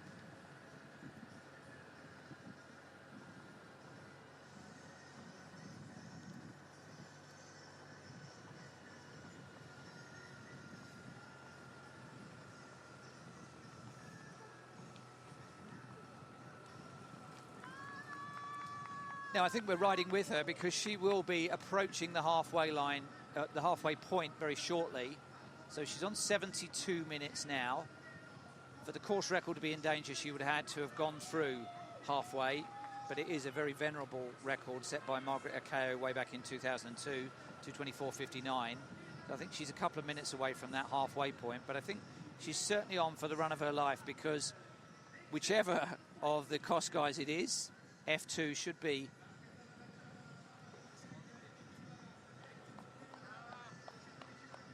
It is Brigitte Kosgei, I'm being told. So she's got a best of 2:47, and she is going to be way, way, way inside that. Let's just see if we stay with her to the halfway point so we can get an indication. Wipes a little bit of sweat away from her top lip. That's the first sign of any exercise-induced discomfort that we've seen from her. So to confirm, Brigitte Kosgei, born February 94, lifetime best 2:47:59, 22 years of age. Ahead of an Italian male runner, and with her own personal pacemaker, Daniel Gatharu, just ahead. 29 just behind her, Salvatore Gambino, 36-year-old.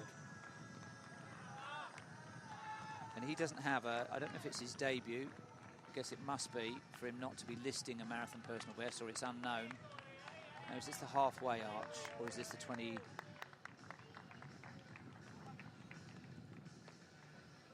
Halfway, fantastic. Tracking for 2:27:50, which would be, if her lifetime best is correctly reported, a 20-minute personal best. So she is having the race of her life. She's a long, long way clear. She was 2 minutes ahead of Maria McCambridge the last time we picked up on it. And she is now, I would guess, 3, maybe even 4 minutes clear. So a long way to go. But unless she has really overdone it, and it didn't look like it from how she was facially, she is going to absolutely obliterate her personal best. And she's not going to be too far down the Milan all-time list either, because there's not been too many people clock sub 2:30 here. So on the graphic, you can see if it was a straight line, the marathon, that's where the men are in blue, approaching 25 kilometres, and that's where Kosgei is, the leading woman, probably around about 2 kilometres further back down the road, maybe slightly more. Still the same two pacemakers. Good work.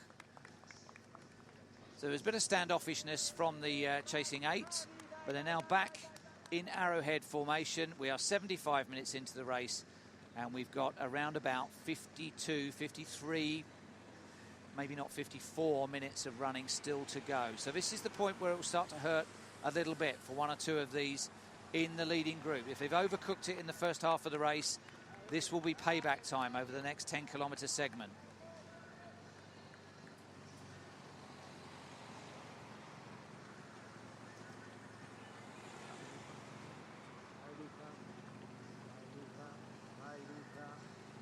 No move yet from the defending champion, but he is in there and running well. Kenneth Mungara, we love a repeat winner.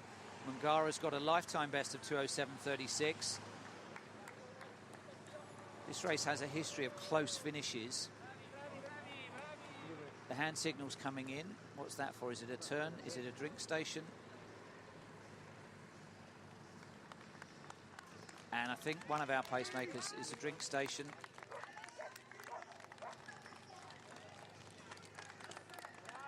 Could be it for Henry Kiplagat. Looks like he's working a little bit hard there in the red and blue. Oh, well, he's got a drink awaiting him. Sam Koskai holding a spare drink.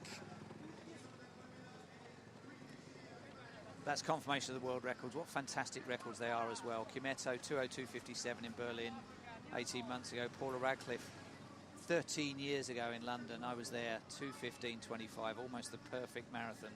And no woman has come within a couple of minutes of that since. That was Radcliffe at her very best. Sadly didn't manage to coincide it with an Olympic year. I was at a seminar where she was a delegate and I was chairing it last week, and I know she would swap some of those quick times for an Olympic medal. I'm not sure. As time goes by, that 2:15 starts to look better and better and better. And these are the fastest times in the world this year, both Ethiopian. Dubai really dominates the world standings so far this year. That fast Middle East course.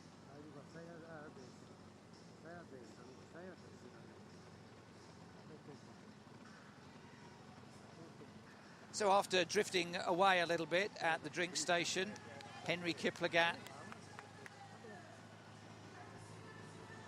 looks like he's gone, and it's Samuel Koskai in the red and blue with lone pacemaking duties, perhaps to take it through to 30 kilometres, 18 minutes, 18 miles or thereabouts.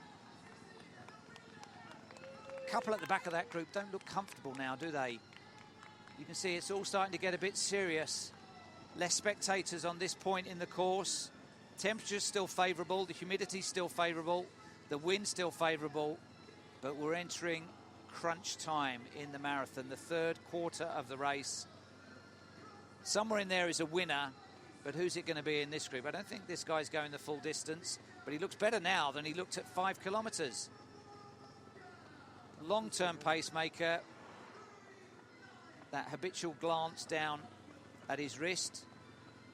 Waniki just frowning a little bit, the 2:08 man, the 62-minute half-marathon runner. He's like to be at the head of that group. Never won a marathon. Best position was second in Lisbon. Then Chemtan. He has won a few marathons in Toronto, Enschede and La Rochelle. So he knows how to get to the tape first. Just running cagily back in third place at the moment, keeping an eye on things as we approach 80 minutes into the race.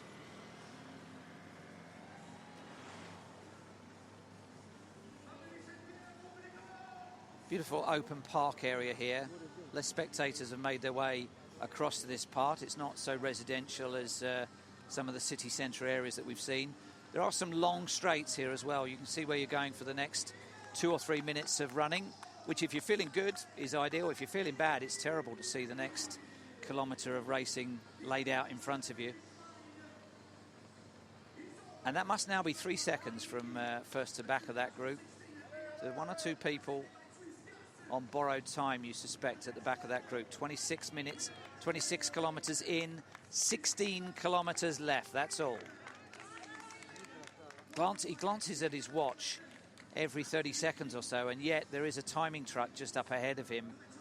But he trusts his watch a little bit more, or it's just a nervous reaction to the responsibilities of pacemaking. Just looking to see if the defending champion is at the back of that group now. Ngara. Camera still riding with Mesfun, and this, the lead woman, Bridget Kosgei, runaway, well, winning the women's event. That's a much slower split, 3:09, so it's drifting out a little bit.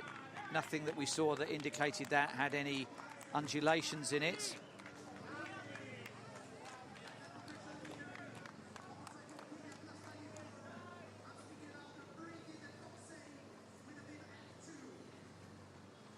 Now, 30 kilometres is going to be the pivotal point of the race, you suspect. Could be where our redoubtable pacemaker steps off. It could be where we get a long run for home. It could be where one or two go out the back of this group.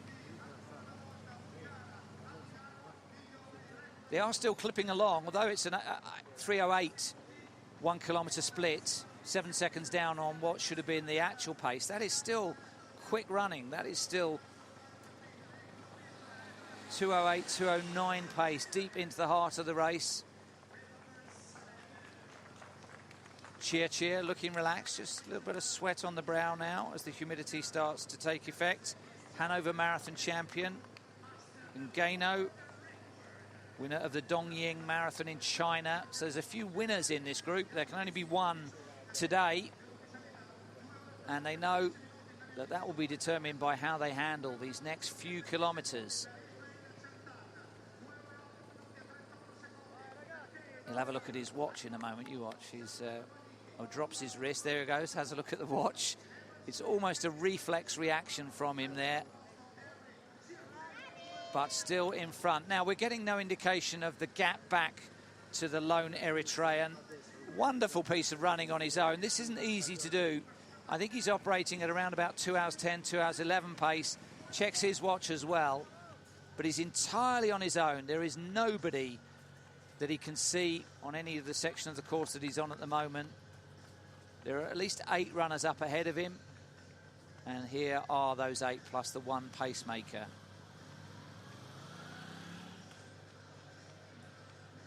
Blue line for them to follow there, indicating the... Or is that just a road marking? I think that may be a road marking. So they hug the curb to get the inside of the bend and then switch back the other way for a very sharp S there. That disrupts on tired quadricep muscles, tired thighs. You can see they all came round it a little bit straggly around that hairpin turn. Now, on the return run, we may get to see Mesfun of Eritrea and see what the gap is back to him. Still the same athletes in this leading group. We haven't lost anybody other than the pacemaker since the halfway point, so there always were 8. The prize money goes 8 deep. It's 5,000 euros plus a maximum 3,000 euro bonus for the win in sub 2:10, and they are operating on schedule for that at the moment. So we look back down that hairpin. Where is Mesfun? Looks as though he's at least 2 minutes back down the road. That's where he'll come from, that right-hand bend over there across the park. So it's a big gap for him to... is that him going through at the back there now? Yes, it is. So it's about 2 minutes behind Mesfun, making the turn towards that hairpin. So there may be 1 or 2 pickings from him, for him in this leading group in the closing stages of the race. We're heading for an hour and a half. There's a sponge station there. There are no takers. It's not that hot or humid. The weather has been very kind. Getting a little bit sunnier back here in the centre of the city as we prepare the finish for them in downtown Milan. 3:03 for that split, so keeping it pretty even. Bridget Kosgei heading for a huge new lifetime best. Pacemaker helping her out, Daniel Gatheru, 33 years of age. And she is starting to feel it a little bit. She was almost effortless for the first half of the race, but now it is starting to bite a little bit. You can see the arm swinging a little bit more wildly. A little bit of a frown creeping onto the face. She's going to have to work for this. She'll know that she's on for a new lifetime best time, but it is going to be hard work for her over the final hour of her race. Meanwhile, the men are into their final 40 minutes. Still the pacemaker chugging out in front. Samuel Kosgei. As I mentioned, he looks better now than he did at 5 kilometres. I guess, apart from that constant look at the watch on his left wrist, I'm not sure he looks at it for long enough to even work out whether he's doing a good job or not. But his job is to drag them round at whatever pace they'll accompany him at. And right now that is a 2:08. So the 3 shots showing top left, the leading elite men. Bottom left is the chasing Eritrean, about 2 minutes back down the road, I think. And then the lead woman in isolation, Bridget Kosgei, operating at around about 2:28 pace or something of that order. We'll see how she goes in the closing stages. She may have gone off quick. 22 years of age, lifetime best, just under 2:48 for the Kenyan woman. The other little mannerism that the pacemaker has is that he drops his hands. There's one of them, looks at his wrists, drops his hands. Sometimes you think it's a signal for him to indicate that there's something coming up, a turn or a drink station, but I think he does it just to settle himself a little bit. Another look at the watch. Hands go down as he makes the turn. And down again.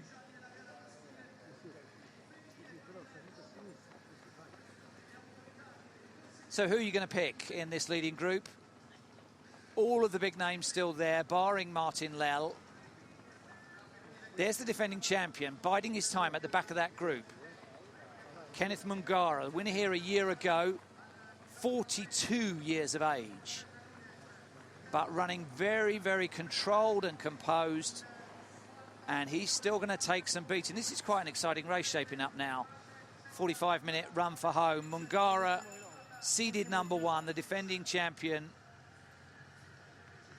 Didn't really get drawn into anything time-wise, but you suspected from the interviews that he gave yesterday that the win was what it was all about for him. And he's still right there in the mix. But there are some great athletes, some big city winners in there. Winners on at least 3 continents of major city marathons. And the only one who's ever won Turin is Mungara. I'm not sure how many of the others have actually run this course, so he's the one with the familiar knowledge of what lies ahead on the roads. Chia on the right. Correa, centre of shot. Chia the winner in Hanover. Correa, on his debut, half marathon runner with a 61:55 best.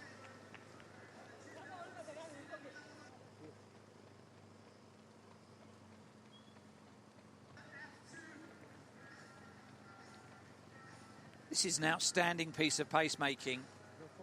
Very, very hard for a world-class field to be dragged much beyond halfway. Oh, and the Eritrean looks like he's suffering there now, doesn't he? That bounce in his stride has gone. He was closing in. He was giving thumbs up to the supporters and the spectators. Oh, and now I think he's finding it a little bit tougher. Very, very isolated 9th place, we think. Well, 10th, actually, if you include the pacemaker. A long way back down the road, and he looks like the head is rolling a little bit. The stride has shortened. And those legs, bottom right, Bridget Kosgei keeps wiping her face now with the top of her singlet. This is a quiet section of the course, and her pacemaker is just getting away from her a little bit. So it suggests she's going through a bad patch. She'll want to go sub 2:30. Whatever happens, she's on for a lifetime best. And I can tell you the all-time list for the women's events. She's struggling a bit there, isn't she? The all-time list starts at 10th place in Milan at 2:28.22. She could get just onto the top 10 all-time, but I think she's going through a bad spell. And I think he is too. Shoulders rocking a little bit. very hard thing for anybody to do, to run a marathon. Yeah, we're calling him Chaser in 9th place, seeded 10th. He's another one of the runners that's got, yeah, that little mannerism of looking at his watch without actually reading it, as if he's a man in a hurry, but he's not quite sure how much of a hurry. So this is Bridget Kosgei. This is a pivotal point in the race for her. If she's to join the ranks of the sub-2:30 marathon runners, which will get her invitations to a few places around the world, she needs to hold things together. Another man that glances at his watch very, very frequently is the long-term leader. Now into the portion of the race between 90 and 2 hours in minutes.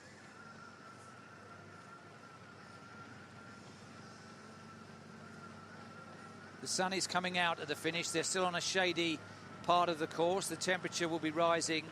These are those long straights which are hurting them, a number of them, as you can see. Approaching 30 kilometres with 12 to run.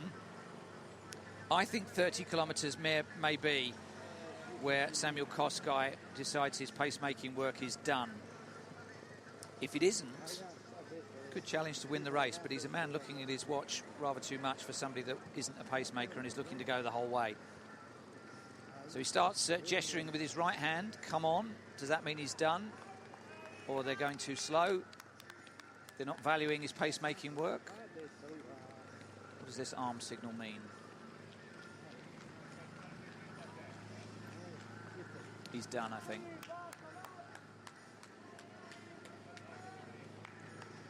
Yeah, sensing his own fatigue, he's going to step off at 30 kilometres, and let's give him a metaphorical round of applause for that, because it was a good effort. Kept it close to 3 minutes per kilometre. So now the race is on in earnest, and it's kicking in straight away. Chemtan decides, game on. Long run for home from Chemtan. You can see from his eyes that he meant business there. He responded to that wave of the hand from the pacemaker, and suddenly we have a race on our hands. No more pacemakers involved. 12 kilometres to run, and Chemtan is the man. Winner in Toronto, winner in Enschede, winner in La Rochelle, and bidding to win the Milano. Oh, and they stop at the drink station. They stop and go back. What are they thinking of there? Those must be specially prepared drinks. Wow, incredible. There's drinks being shared. Sometimes marathon runners get fixated with getting their own drinks, those that they've prepared the day before. And Chemtan, having made what looked like a surge for the line, then stopped and went back for his drink. Wow. Bit of incident over that last kilometre, wasn't there? We're now tracking still to sub 2:10. We've drifted out to 3:04. And Wanicki taking it on. And look who's there, the defending champion, just blowing his nose within all of that chaos at the drink station. It is the #1 seed, Mungara, who just takes the opportunity just to remind them that he's there, still the boss, on the left-hand side of the shot there.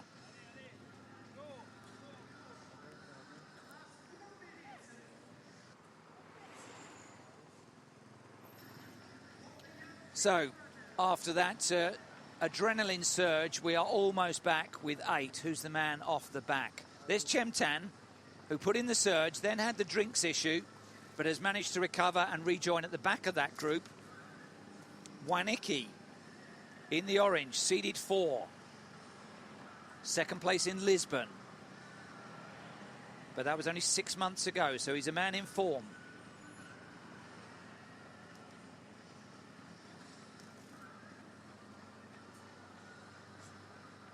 There's Ruto, still leading with the chin, still rocking the head, but still in there.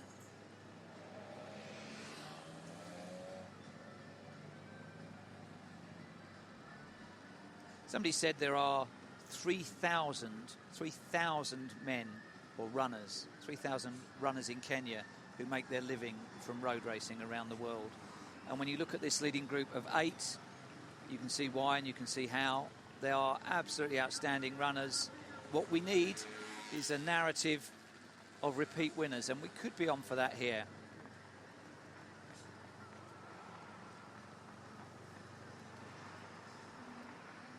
So her mannerism is to rub at her face, dab at her face with a singlet, but Kosgei hoping to hold things together and go sub 2:30, maybe even joining the fastest 10 women of all time on this Milan course. No pacemakers left in the race, so everybody in here is going the full distance, and we've got around about 30 minutes of running still to come. Looks like we're down to 7.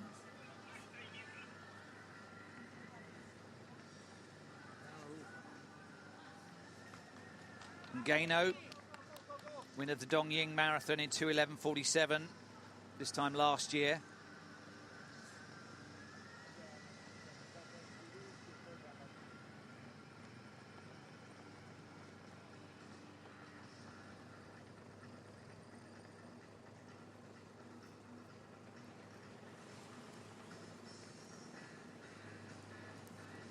The course doesn't replicate itself in any one point. There have been some sections of contraflow which you've seen where there are runners going up one side and down the other. But these will be unfamiliar roads to them. It is an intricate course, probably the most intricate marathon course I've ever seen here in Milan. It makes the very best of the city. It stays flat, it stays wide, and pretty fast as well. But it's not like there's a return run. I think they have a short section of that through the city life area. In fact, that may be on the other side there now. But otherwise, these are new roads for these runners.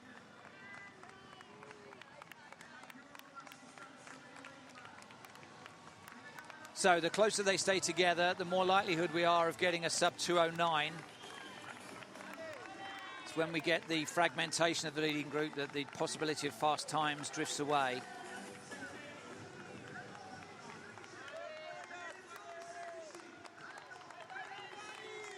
I think it may be Evans Correa is the man off the back, the marathon debutant, so a very sort of scarring experience for him to be dropped, and he's got a pretty lonely run now to hold it together to complete a marathon on his full distance debut.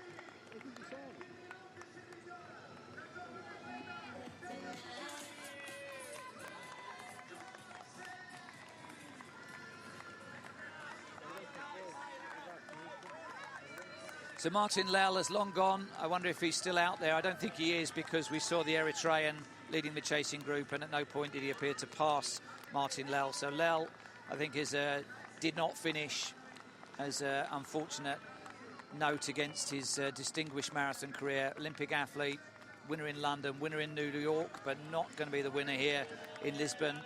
But this woman could be, and she could also be on for a huge new personal best.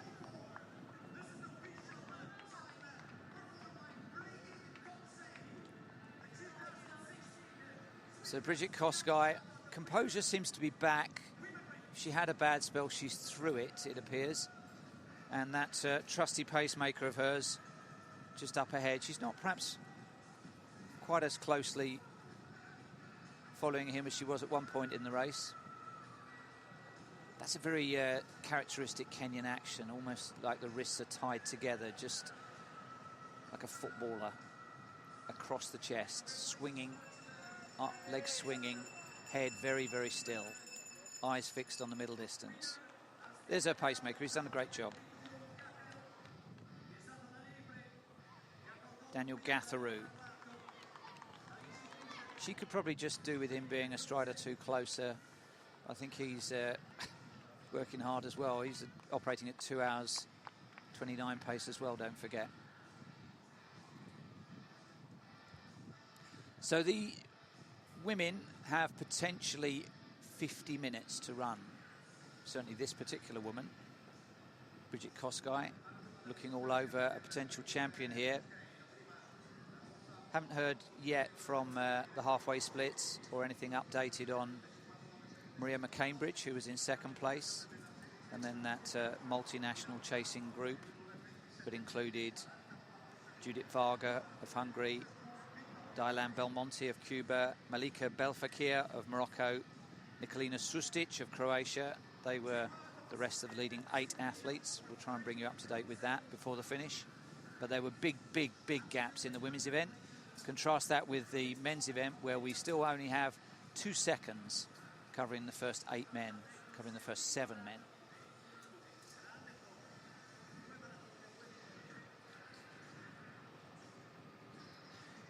So at this point in the race, they're counting down the kilometres and comparing it to what the usual runs that they do are. So Kosgei has 50 minutes to run, and that would be her normal morning run. Perhaps she does that before breakfast each day. She doesn't normally do it as tired as this, not always on roads like this, but it is a manageable distance that you can break down into something that you know you can do on a daily basis.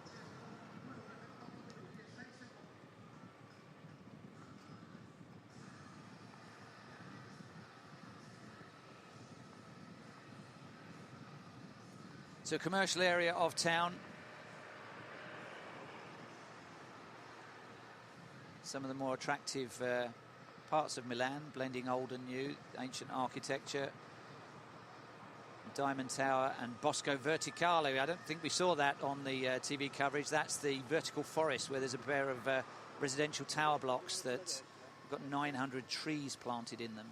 Inaugurated 18 months ago. Fantastic. I saw them as I left my hotel this morning to come down to the start. Go and have those a closer look this afternoon. Very, very intriguing. Forest in the sky. So we've lost 2 more. We are down to 5 men. It was only a 3:06 last kilometre. Or rather, the average has drifted out to 3:06 in that last segment. But suddenly, there are 2 more out of the back. Defending champion is still in there. On the far side of the shot, Mungara. That was his winning time last year. It's not going to be that different this year. 2:08, low 2:09. So though the organisers would like to see this race go to 2:07, doesn't look like it's going to happen today. It has that potential, but this is right in the normal range for the Milan Marathon. Still a world-class time, still a world-class race as well, but we're down to 5. And Gaino has looked pretty good throughout. 2:07.57 man. Perhaps the smallest of that lead group. And the youngest also at just 20 years of age. So it's giving away 22 years in seniority to Kenneth Mungara, the 42-year-old at the back, 20-year-old at the front, 42-year-old at the back of that group.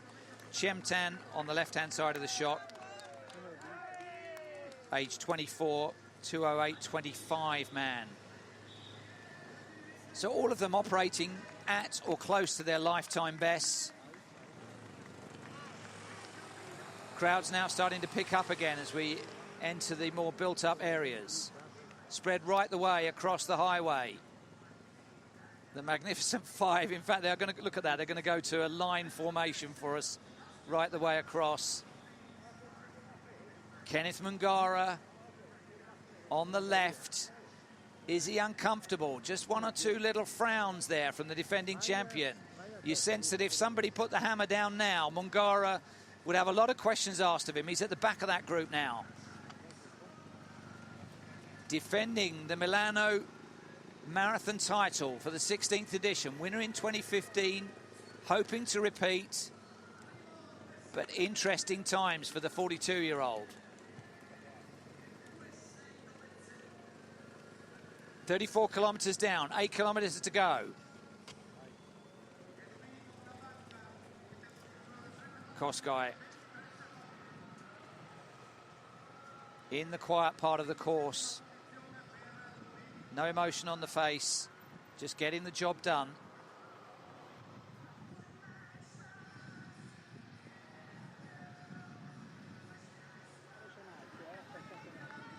That's still Mungara at the back.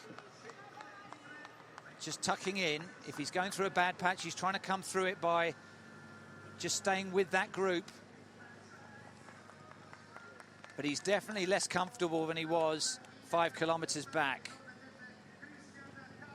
You can see why this race has a history of close finishes as well, can't you? The way that this one has unfolded, because we are less than 5 miles to run and there are still 5 athletes in contention. So it has slowly whittled away in the last segment since the halfway point, but we've only lost 4 or 5 in that whole time. This is fantastic. 2:27.40. That would put her well up on the all-time list for the Milan Marathon.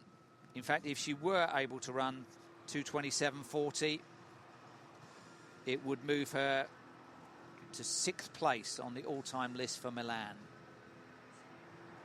And if the report of her personal best, and remember at one point we had Biogs for 2 Koskais, it would be a lifetime by about 20 minutes. She's holding it together well. It is a curious distance that the pacemaker is working ahead of her. I can only assume that's at her request so that he doesn't get in the way. He's going for water. She's drifting across, mesmerised for water as well. Makes the grab, gets it. Is he going to share it with her? Pours it over his head, has a drink. Does he offer it back? Yes, he does. She doesn't want it. Yes, she does.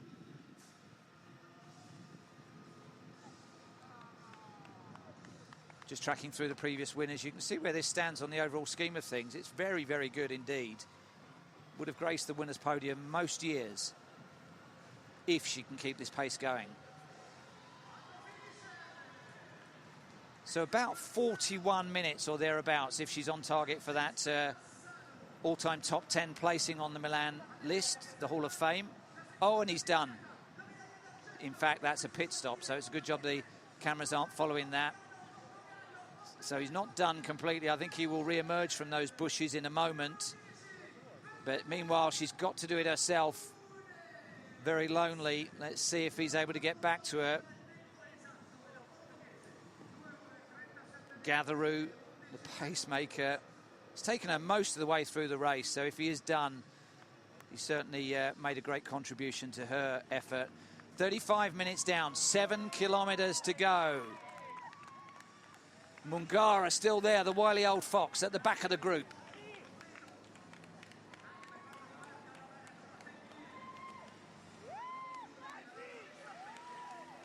So we're back into the downtown areas of Milan. You can see there's the graphic showing where the men are at 35 kilometre and where Koskai is just beyond 30 kilometres, but now on her own.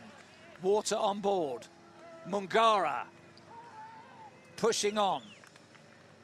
Drinks like a machine without breaking stride. Takes a slurp. Away it goes, and away he goes as well. Suddenly the defending champion, having had a bad patch and lurked at the back of that group, comes alive. But they've all responded so far.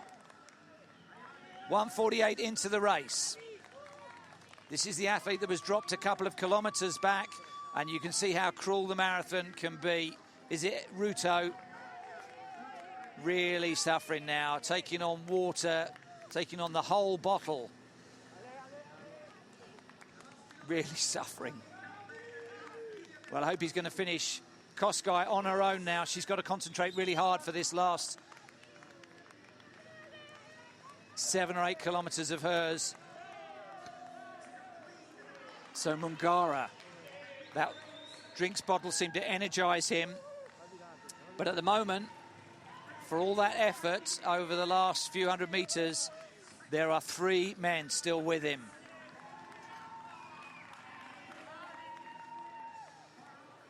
Less than 20 minutes to run for him, 11 kilometres to go.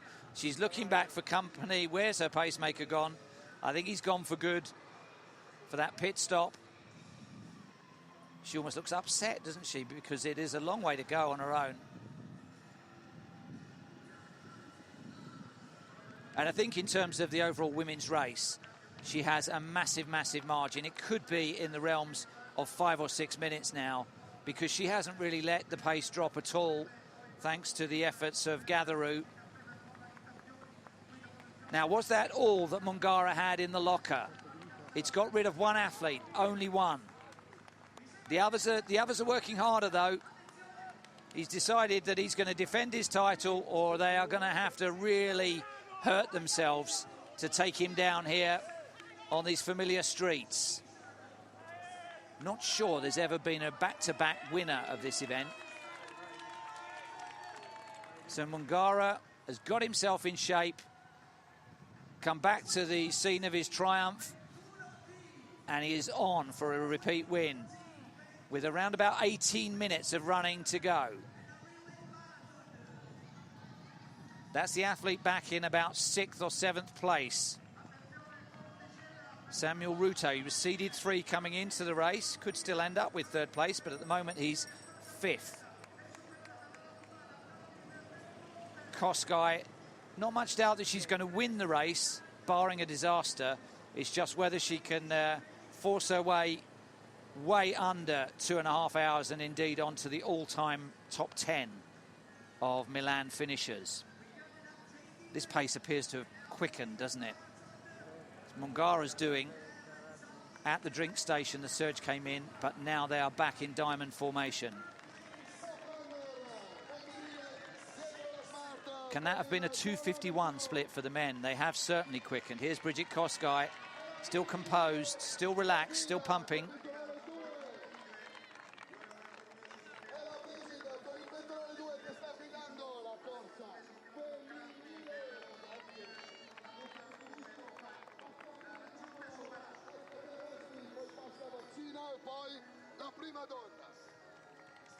So good support. I think she's looked back because it's a nice long straight section. If there was anybody there, anybody at all, pacemaker, another male runner, second female runner, she would perhaps get sight of them on that long straight, but there's nobody. So good news and bad news. The good news is nobody's going to catch her. The bad news is she's got to do it on her own. Mungara is really forcing the issue now. Very intense part of the race.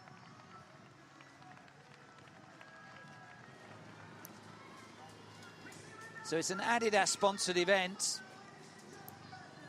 These are Adidas athletes working away, and Mungara keeping that left fist high, wipes his nose, resumes rhythm. It surely couldn't come down to a sprint finish, could it? We've had them many times before in Milan. On the TV pictures that you're seeing, it is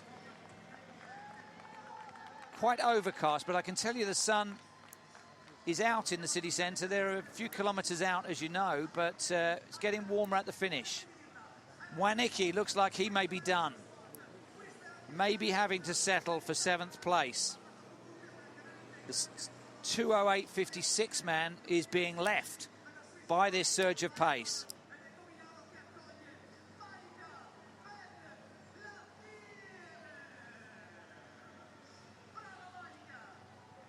So Mungara didn't lead for a single step of the way for probably the first 35, 36 kilometres.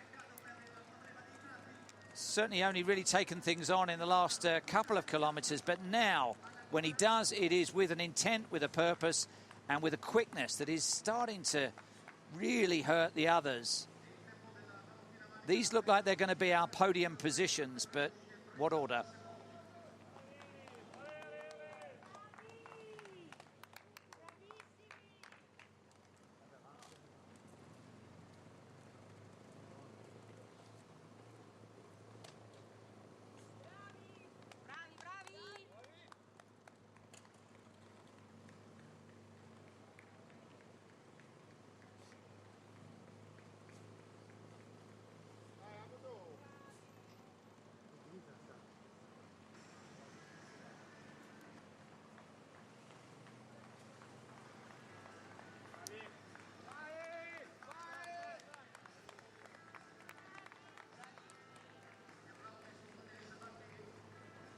Well, you've got to admire this approach from Mungara, because he is the defending champion. He brings that distinction, he carries that honour, and he's determined to leave his mark on this year's race. So if he is to be beaten by either of these teammates, they are going to have to really work and claim it off him, because he's giving nothing away here.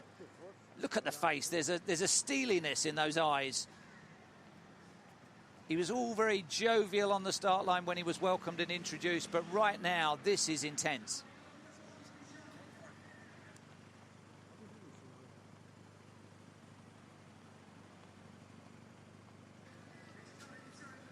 So that's the 11-second gap. Look how quickly that's opened up over the chasers. Mwaniki, there he is. When you go, you really go off the back in a marathon. It goes from being a relatively comfortable, pacey, rhythmic thing to just being the most awful experience. I mean, right the way through the field, all 17,000 runners that are doing the relay, doing the full event, they'll get a flavour of that, I'm sure. Everybody has bad patches in marathons, but if you've been riding with the sharp end of the field and then you suddenly get dropped, it all hits you all at once.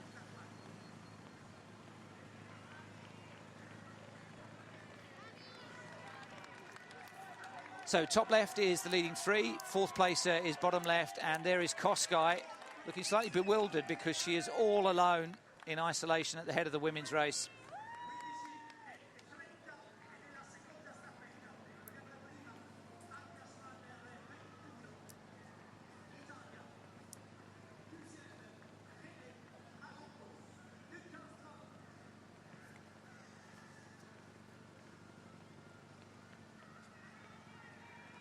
Ernest Ngano now just taking his turn at the front.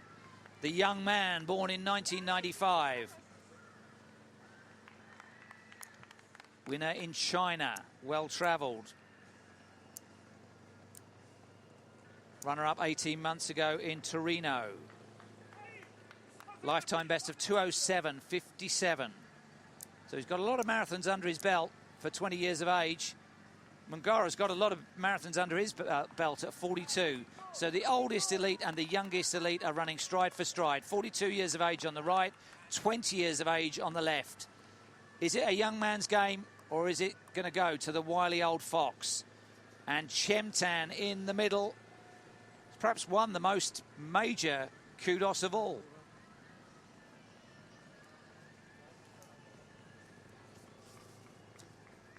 Castello Fonseca. Famous works of art located within that fantastic looking building. Beautiful place. Another reason that the tourists flock to Venice. Chemtan has won in Canada. He's won in Germany. He's won in France. Winner in Ljubljana as well. But now it's the young man asking the questions. Ernest Ngano. So we're approaching the 2-hour point. Less than 12 minutes of running remaining. And is that the pacemaker who's got back with Kosgei? We saw him take a very unfortunate pit stop behind a bush. She kept looking back for him. Perhaps she could see that he was coming back to her. She'll certainly welcome his company, and he's had to work really hard. Defending champion may be losing his crown here. Suddenly, there is daylight between Mungara and the other two. So the 42-year-old, the winner in 2015, looks like he is really hurting.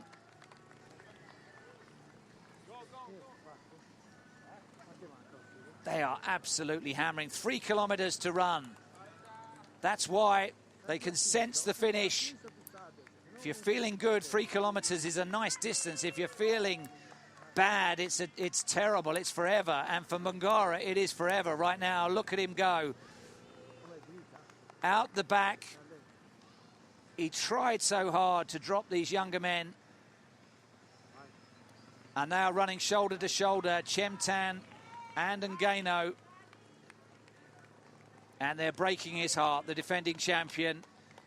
He was with them less than a kilometre ago, and now he is 3, 4, 5 seconds back. I think he's going to be able to hang on to third, but it looks like his bid for victory has gone. Less than 3 kilometres to run, 2 hours coming up.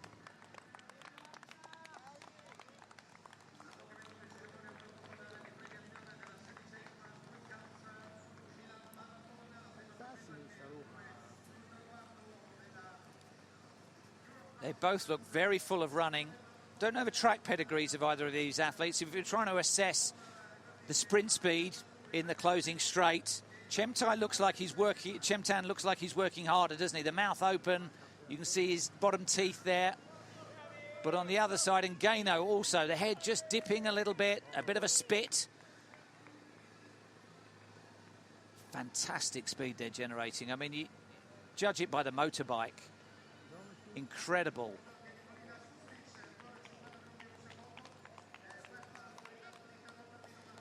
So the organisers would have liked a 2:07 here. We're not going to get a 2:07. It's going to be just outside those realms. There's a hairpin turn on tired legs for the women's winner. And her pacemaker likes operating about 20 metres up ahead. It's an unusual distance to pacemake from.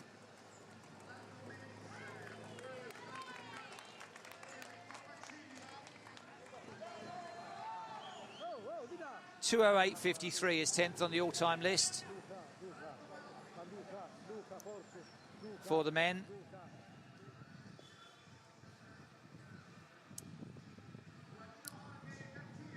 Curious distance to pacemake at. It's neither one thing or the other. He's neither getting in her way nor giving her anything to hold on to, but fair play to him. Had to take a pit stop, Daniel Gatheroo, and has worked his way back. The arm goes out. I think he's telling her she should be there, right alongside him. I think she's operating absolutely at her limits now. Don't forget, she's 20 minutes inside her personal best, if it's correct, at 2:47. So she's still got about 25 minutes to go as we go through this new area of the city.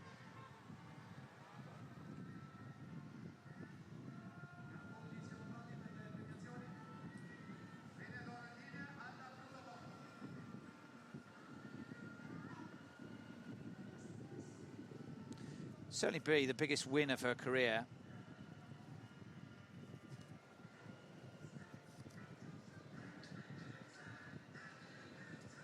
Porto was where she ran and won 2:48.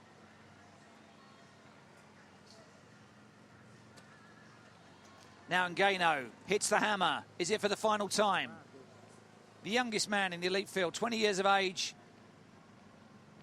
just finds enough energy in the legs to prise open a gap.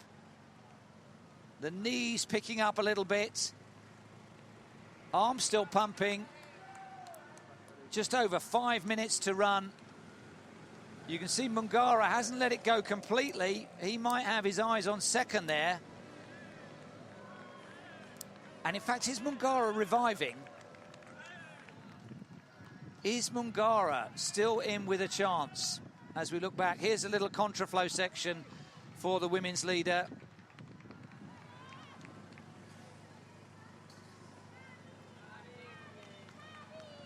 So Ngano has run a very, very smart race. Didn't get involved too much in any of the surges. Tucked himself in the group in the first half of the race. Really put in a bounce in his stride. Winner of the Heng Shui Marathon and the Dongying Marathon. So I think he specialises in marathons in China and the Far East. 2:07.57. So the race today looks like it will go to the youngest. That gap is still bridgeable, but it's a man in inspired form that's heading it. Looks like a track runner, doesn't he? Like a 3,000-metre runner on the track. And he has less than that distance to go. 2:04 into the race.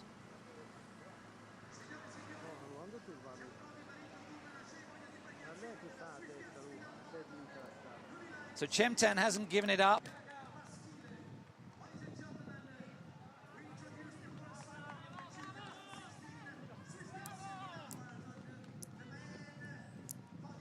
Koskai, 2.5 kilometres ahead of the nearest chaser.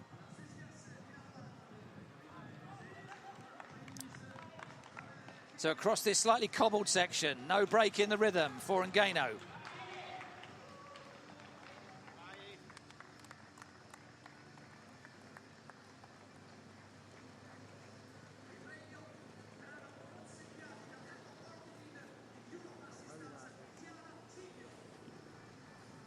So he'll be able to detect with the size of the crowds that are building up how close he is to the finish. Hasn't broken Chemtan completely. Chemtan has stuck to it and has kept that gap down to a couple of seconds. Look at the leg speed being generated here as we run side by side on the bike camera with him. What extraordinary pace at the end of a full marathon distance. Now he's prized open another second. Well, notwithstanding his wins in the Far East, this looks like it could be his day of days.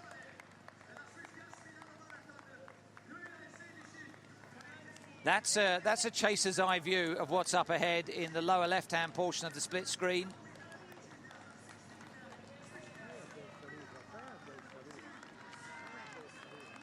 So he's just grimacing a little bit. Less than 1 kilometre to run. You feel like if Chemtan could attack him now, he would. But Ngannou just has that bounce in his stride. Being moved across. Last few hundred metres of running now.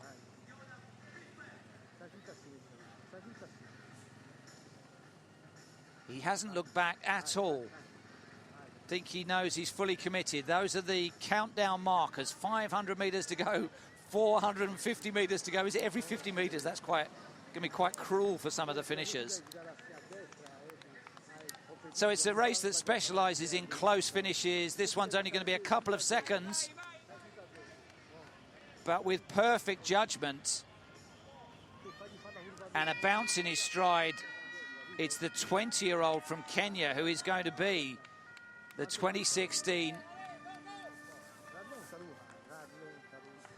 Swiss Gas Milano Marathon champion. The defending champion is still in vision on the head-on shot there, but he had to give second place today. Had to give third place to a young man right on top of his game. So just about 30 seconds to go. He's going to take the €5,000 first prize. He's going to take a bonus of around about €3,500 for winning in under 2:10. It's not going to be his fastest time, but it's probably going to be one of his best judge races ever. Ernest Kiprono Ngannou is on his way. There's the man who has the look of a runner-up about him. Ismail Busendich Chemtan is going to take second. They've given us a great race. We thought a 1.207 was on. That's for another day.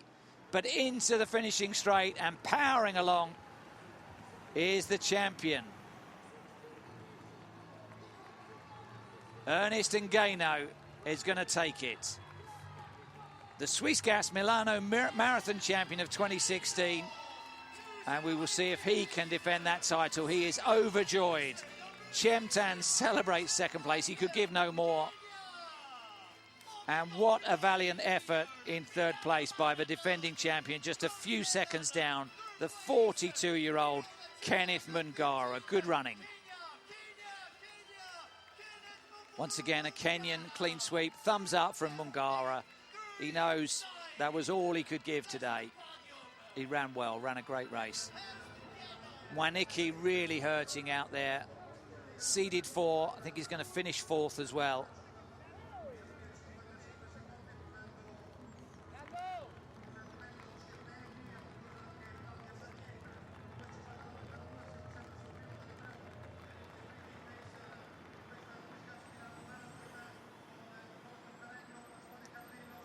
So we'll know that he's close to the finish. There's Flutterfetti from the start, still on the ground. He was expected to finish 4th. He has finished 4th. It's been very hard over the closing stages. But Mwaniki of Kenya makes it a Kenya clean sweep of the top 4 places. And I think a couple more to come maybe behind. Quality running. First 3 were definitely sub 2:10.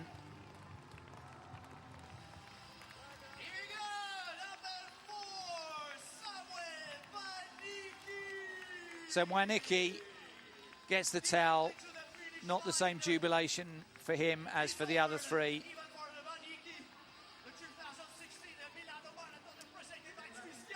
less than a minute and a half down.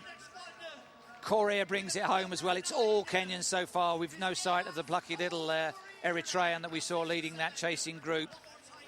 Or, well, not leading a chasing group, leading a chase in isolation. Daniel Mesfun.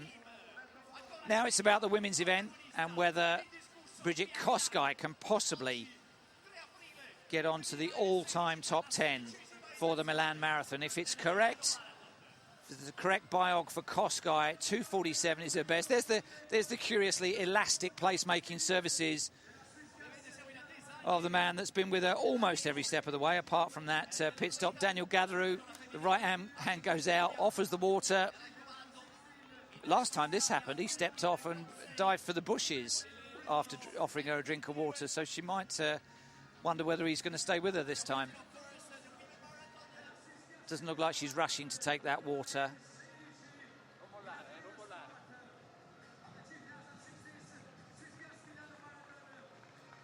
.2:11, so she's got around about 16 or 17 minutes to run.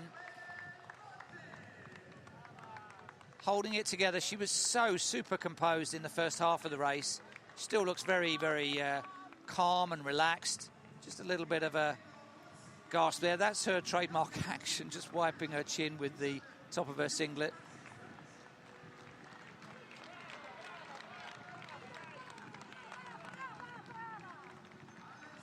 And she was 2.5 kilometers clear.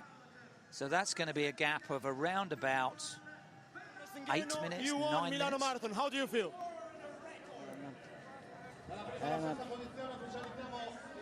You're so young. Which is your target now? My target, I want to run my Which has been the most important moment in the race?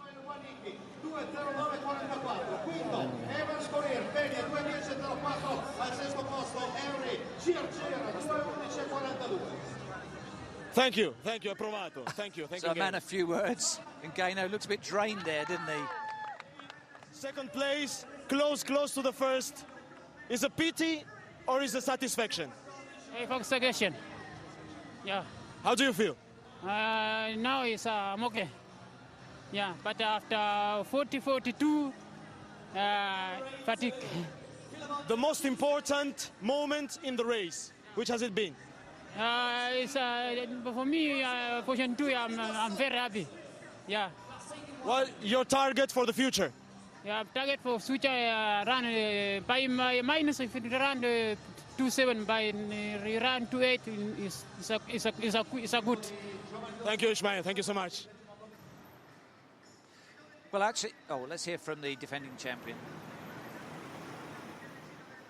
I'm very happy because this guy, we know they are young there and they are strong, so I have to keep on moving with them.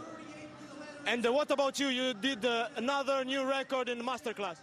Oh, I'm very happy to put another master record. Yeah. You have experience. What do you think about these young runners? Oh, they are good. Yeah. Ngeno was so tired. I was so tired, but when I with them, I can't be fear them. Thank you so much. Thank you so much, Kennedy.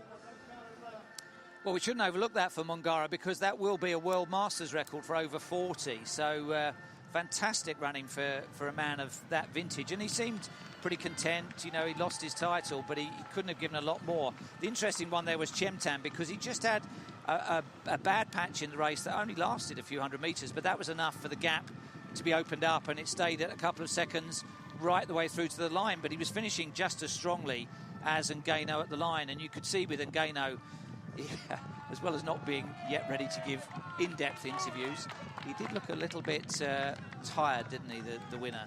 But that 2 seconds was all it takes.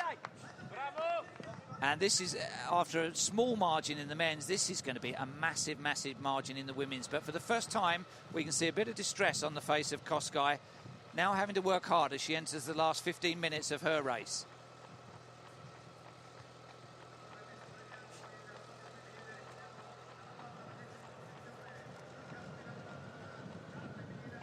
So Bridget Kosgei pretty much led the thing from the start. There was a point in the race where she had about 5 men running around her and alongside her. In the end, it has been the one pacemaker, Gatheroo, who's helped her most of the way round. Very even, consistent running. That's enabled her to keep her relaxation and her form and her cadence. You can see from the shadow there that the sun is out now, back in the urban areas. So it'll be warm, probably around 21, 22 degrees, and the humidity around 80%. So not completely uncomfortable. Very good conditions for most runners. The mid-packers might find it a little bit sweaty for their finishes around 1 o'clock, 2 o'clock in the afternoon. But a great day of marathon running. And for this woman, it's hard to think of anybody who could achieve more than a personal best and a win. Personal best by 20 minutes.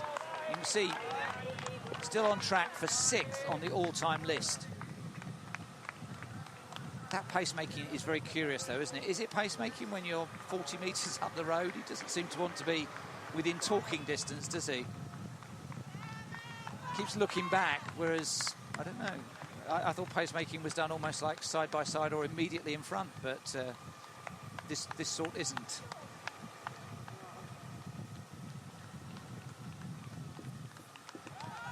The shoulders are rocking a little bit now, aren't they? This angle gives you a sense of that with Kosgei. She's just fatiguing very slightly. Entirely natural when she's operating at the speed she is, but the support on this point of the course will be very, very welcome to her. Just over 10 minutes to run for her. Martin Lell, by the way, looks as though he was a dropout of this race. The former world #1, the champion in London and New York and elsewhere, started to struggle in the 3rd quarter of the race and was very quickly dropped by the leading group, and I think dropped out of the race, as indeed did 2 or 3 others from that leading group of 12 or so that we had at the halfway point.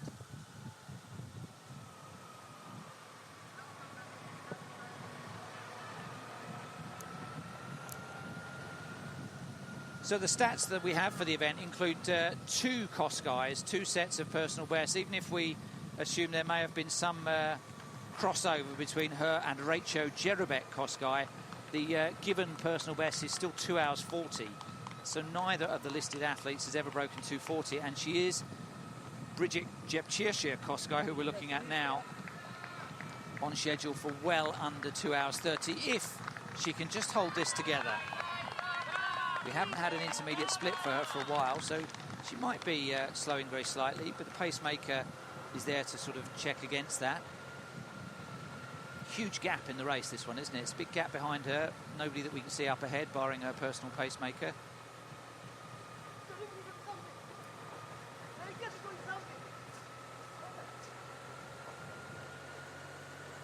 Just 21 years of age, so we've had a men's champion in his 21st year, and a woman here who's already won the Marathon of Porto in Portugal, and still only 21 years of age, born in 1994.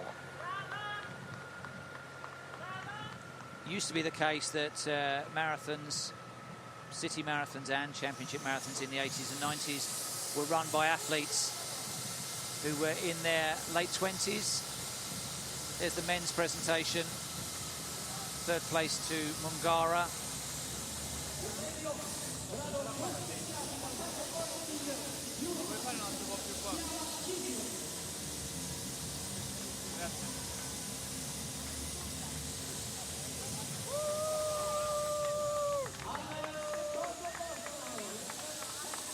By the way, most of the 17,000 athletes are still out in action, because we not only have the full marathon runners out there, but we have the Europe Assistance Marathon Relay in full swing. This is the runner-up in the men's event, Chemtan of Kenya, Ishmael Chemtan.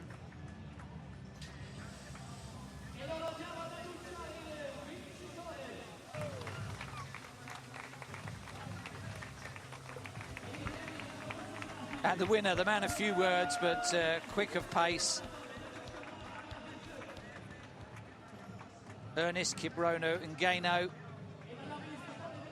receives his medal from Blanka Vlasic, former world high jump champion. High fives. Low fives, actually. She's quite tall, isn't she?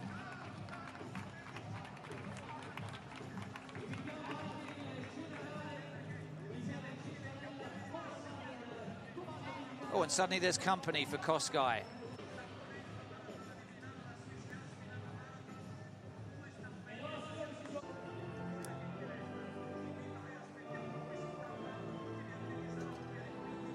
There's confirmation. So they brought it back with that race at the end. The 2:07 quest for this event is still very much in possibility because the closing 5 kilometres was very, very fast, and it brought it down from a high 2:08 to a low 2:08.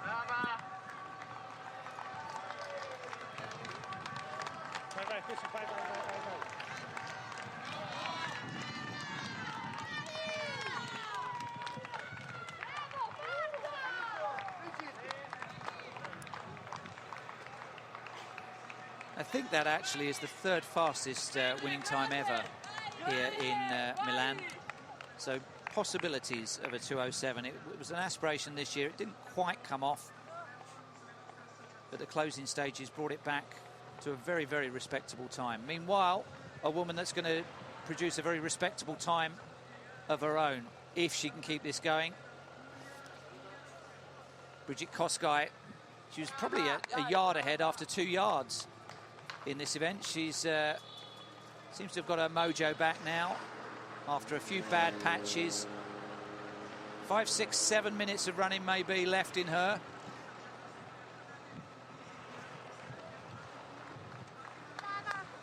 There's the sunshine, just pale sunshine here in the city centre.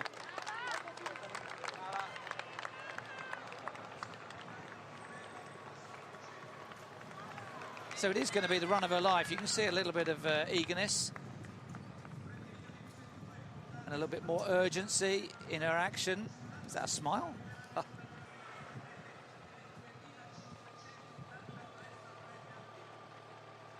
So that runner behind her had closed an awful lot of distance to get back on terms with her, but it looks as though Kosgei is actually going away from him very slightly.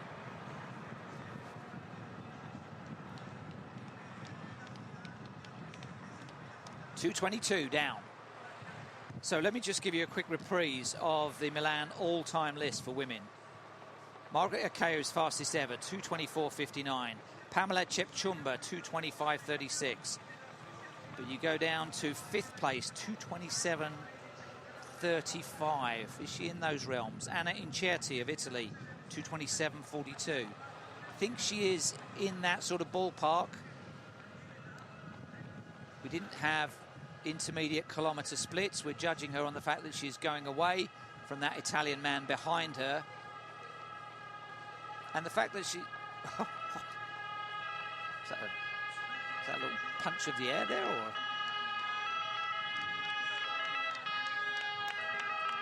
And I think the margin of victory here is going to be massive. Probably as big a one as I've ever seen in a marathon. Largest winning margin I think I can recall was Ingrid Christensen setting a world best of 2:21.06 in London back in 1985, and she won by 7 minutes. This could be a 7-minute winning margin in the women's event. The pacemaker giving lots of hand signals, right hand down. 1 kilometre to go. It's going to be... Is it going to be... Is she going to break 2:27? I'm not sure she is. I think it's going to be a low 2:27.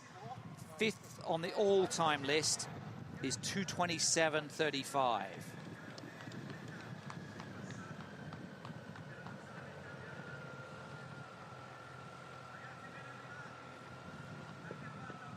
But she's quickening. The stride is there.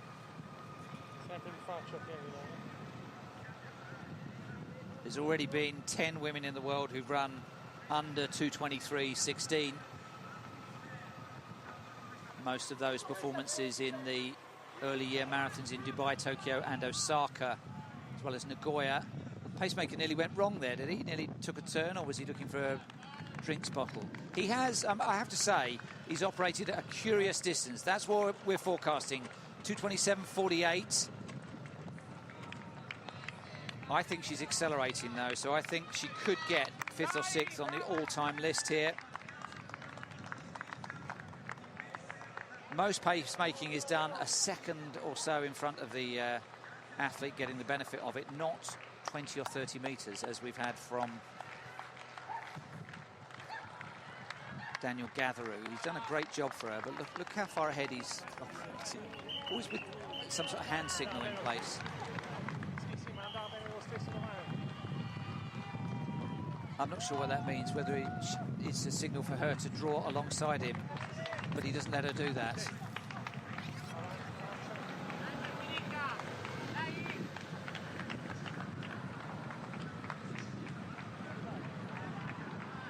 I don't think they've been within conversational distance, although there must have been some words exchanged when he gave her a bottle of water just before he took his curious pit stop in the third quarter of the race. So we're on 2:25.38. She's hopefully less than 2 minutes now from the finish. It's going to be a sensationally big winning margin here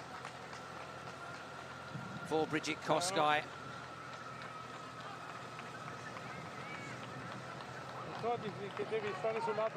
Got a relaxation back, got the flow back. I think it's €5,000 for the win, and I think she'll be on for a time bonus as well. So a nice payday for her, and also perhaps with this sub 2:28 clocking, as it may be, the opportunity to be invited to other marathons around the world, the chance to come back and defend her title in Milan in 2017. So it's the 16th running of the Swiss Gas Milano Marathon. Bridget Kosgei is going to take the women's division.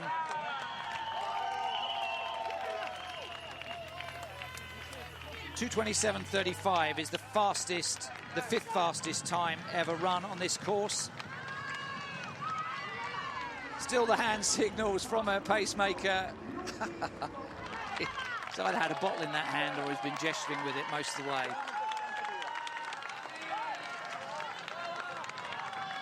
Sprinting for the line into the final minute. Here's the final turn. There it is, says the pacemaker, and counting her down cruelly are the meters. So 2:27.35 would make her top 5 all-time in Milan. Pleading with that. Hope it's not like this on every training run. Needs to move aside for the cameras now. So Bridget Kosgei is going to take it by a massive margin. The women's champion in Milan celebrates. Oh, looks a little bit wobbly on the legs. Very icy cool. But you can see she's run a marathon. Just that wobbliness, that 1,000-mile stare in her eyes. And the Italian behind her celebrating his performance as well. It looks as though personal best all round. Hers is by a huge margin. Yes, I think a smile is in order. Personal best by 20 minutes.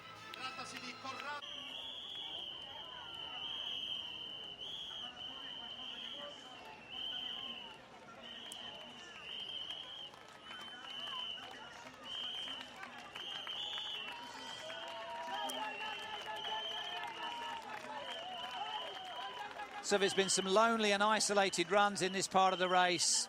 We're looking back as Kosgei motored to the finish. Huge new personal best. I think top 6, maybe top 5 all time on the Milan list in its 16th year.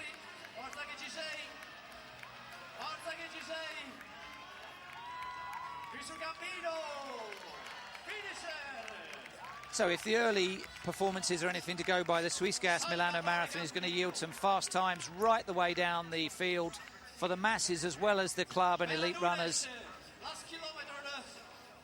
Good conditions. Almost perfect. No wind.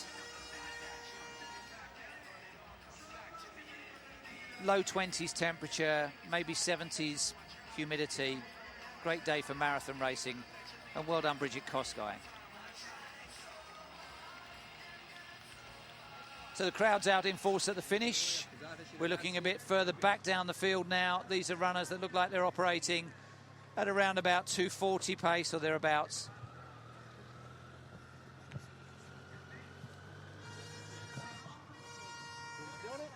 And this is a little bit further back still. Still thousands of runners still to make their way here as the temperature rises.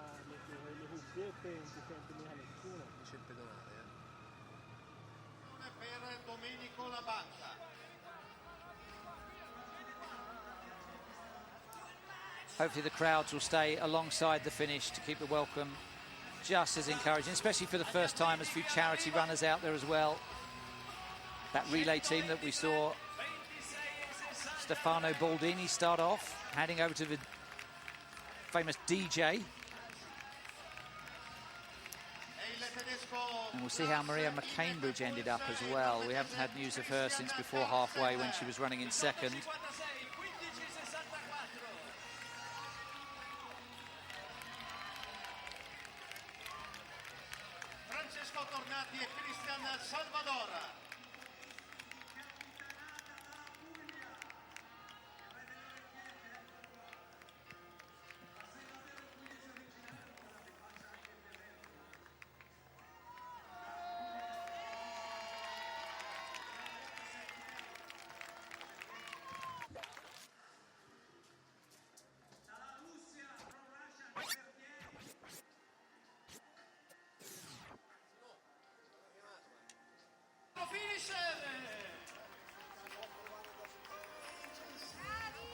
Complimenti ragazzi, Milano con il numero 28.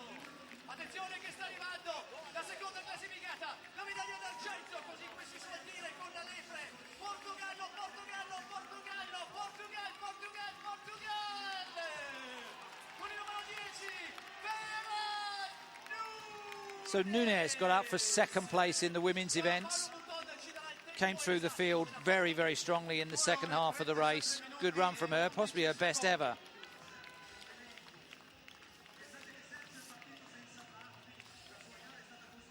Vera Nunes of Portugal.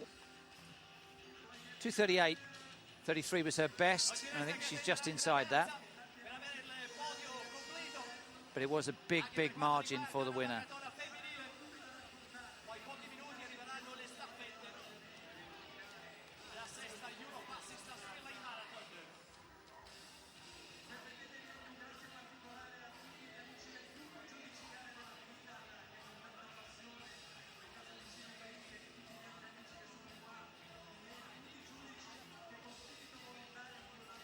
Wonderful city for a city break or one of those bucket list must-see places, Milan.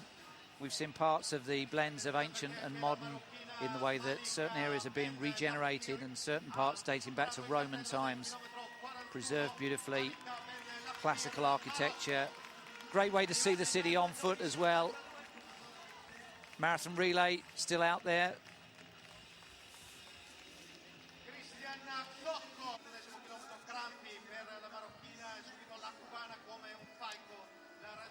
So I'm not sure I've seen a podium finish for a Caribbean athlete in an endurance event, but this is Dalin Belmonte of Cuba taking third place. She's run a very strong race. Haven't seen her since before the halfway point, but that's nice running by her, and that may well secure her selection for the Rio Olympic Games for Cuba. Confirmation of her good form.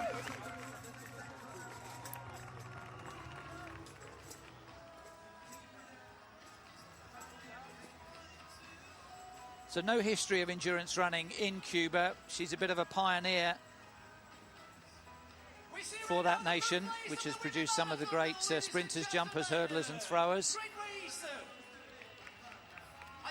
Finishing strongly.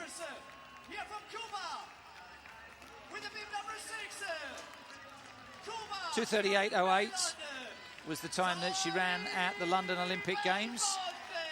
Still her personal best, dating back almost 4 years.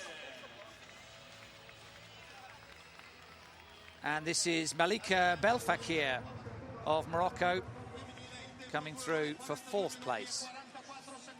Those hats look jaunty, don't they, on top of braided hair? Belfakir set her lifetime best in Marrakesh. I think she's going to be slower than that today. Fourth in Madrid, fifth here. Holding her side, just letting us know she's had a little bit of stitch So no news of Maria McCainbridge. I think she must have dropped out, and so too Judith Varga, who was going well. Both of those two were inside the top 3 at halfway, but the second half of a marathon can be particularly cruel.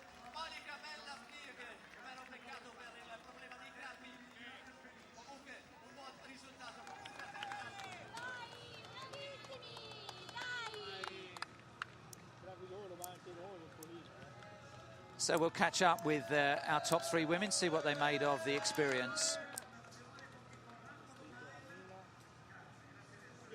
You're young, great time. How do you feel? What have you said? How do you feel with your personal best? My best is not bad, it is good. How do you feel at the end of the race? Yes, I feel. It has been a hard race, difficult. Not difficult, it is not difficult, but it will become easy to win for me. What's your target for the future? My target is to run 2:25 and below. To run 2:25 and below. What do you think? How do you feel when you run? I feel to achieve my goal in future. I feel to achieve my goal in future. When you run? Yes. Thank you. Thank you, Brigitte. Thank you so much. So 2:25 she's aiming for in the future. I think there's every chance of that. I feel a lot of tired, but very happy. It has been a hard race for you. Which has been the most difficult point? The last 5 kilometers is very hard, but it's a good race. Was that a great satisfaction for you? Are you satisfied? Yes, I'm very satisfied. Do you think that you can do better, anything in the future? I don't know, but I will try. Thank you, obrigado, Vera. So there's Nunes finishing. She said she found the last 5 kilometres hard. She looks pretty good there, doesn't she? But that may be the tale of a few people's races in this elite portion of the event, that it just overdid it a little bit in the middle third of the race, and it certainly can come back and really bite you at the end of the 42-kilometre distance. So the medal ceremony, Belmonte of Cuba taking 3rd place, looking very nicely recovered. Looks like she could do it all again, doesn't it?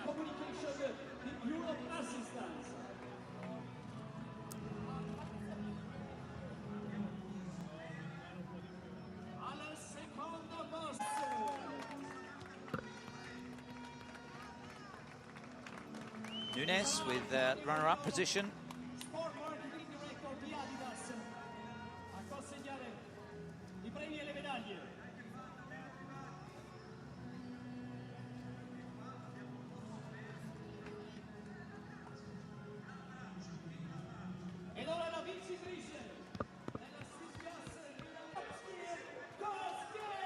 And the winner, with a massive, massive winning margin, Brigid Kosgei of Kenya. I think one of the smallest world-class athletes is going to receive her award from one of the tallest world-class athletes. Don't forget, Kosgei's on a step there as well. 2:27.45, terrific running.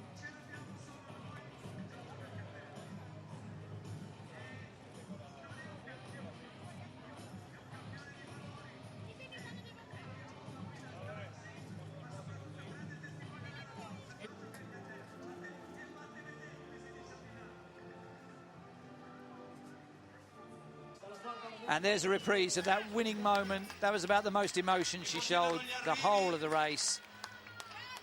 Pacemaker celebrating behind her.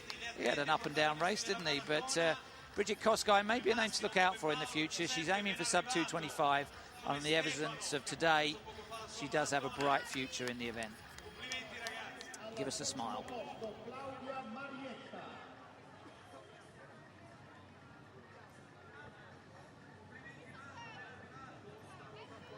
Meanwhile, back down the field as the sun gets higher, hand in hand. They only met out on the course as well. Flags from around the world. Finishing now around about 2 or 3 runners every second.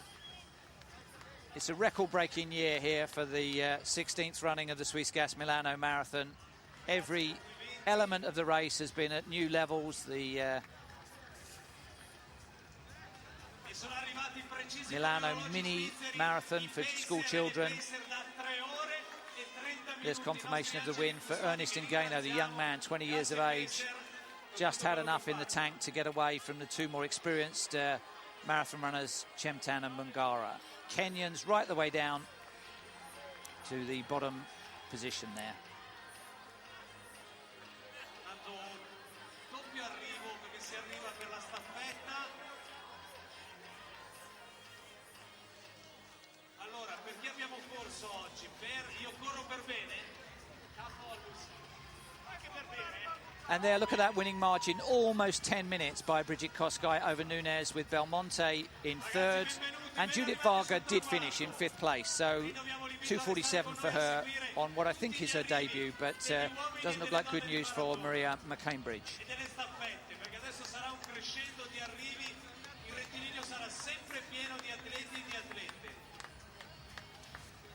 So the finishers will still be coming across the line, especially in the marathon relay for the rest of the afternoon. But that's the end of our coverage. Hope you've enjoyed the 2016 Swiss Gas Milano Marathon. From me, Jeff Whiteman, it's goodbye.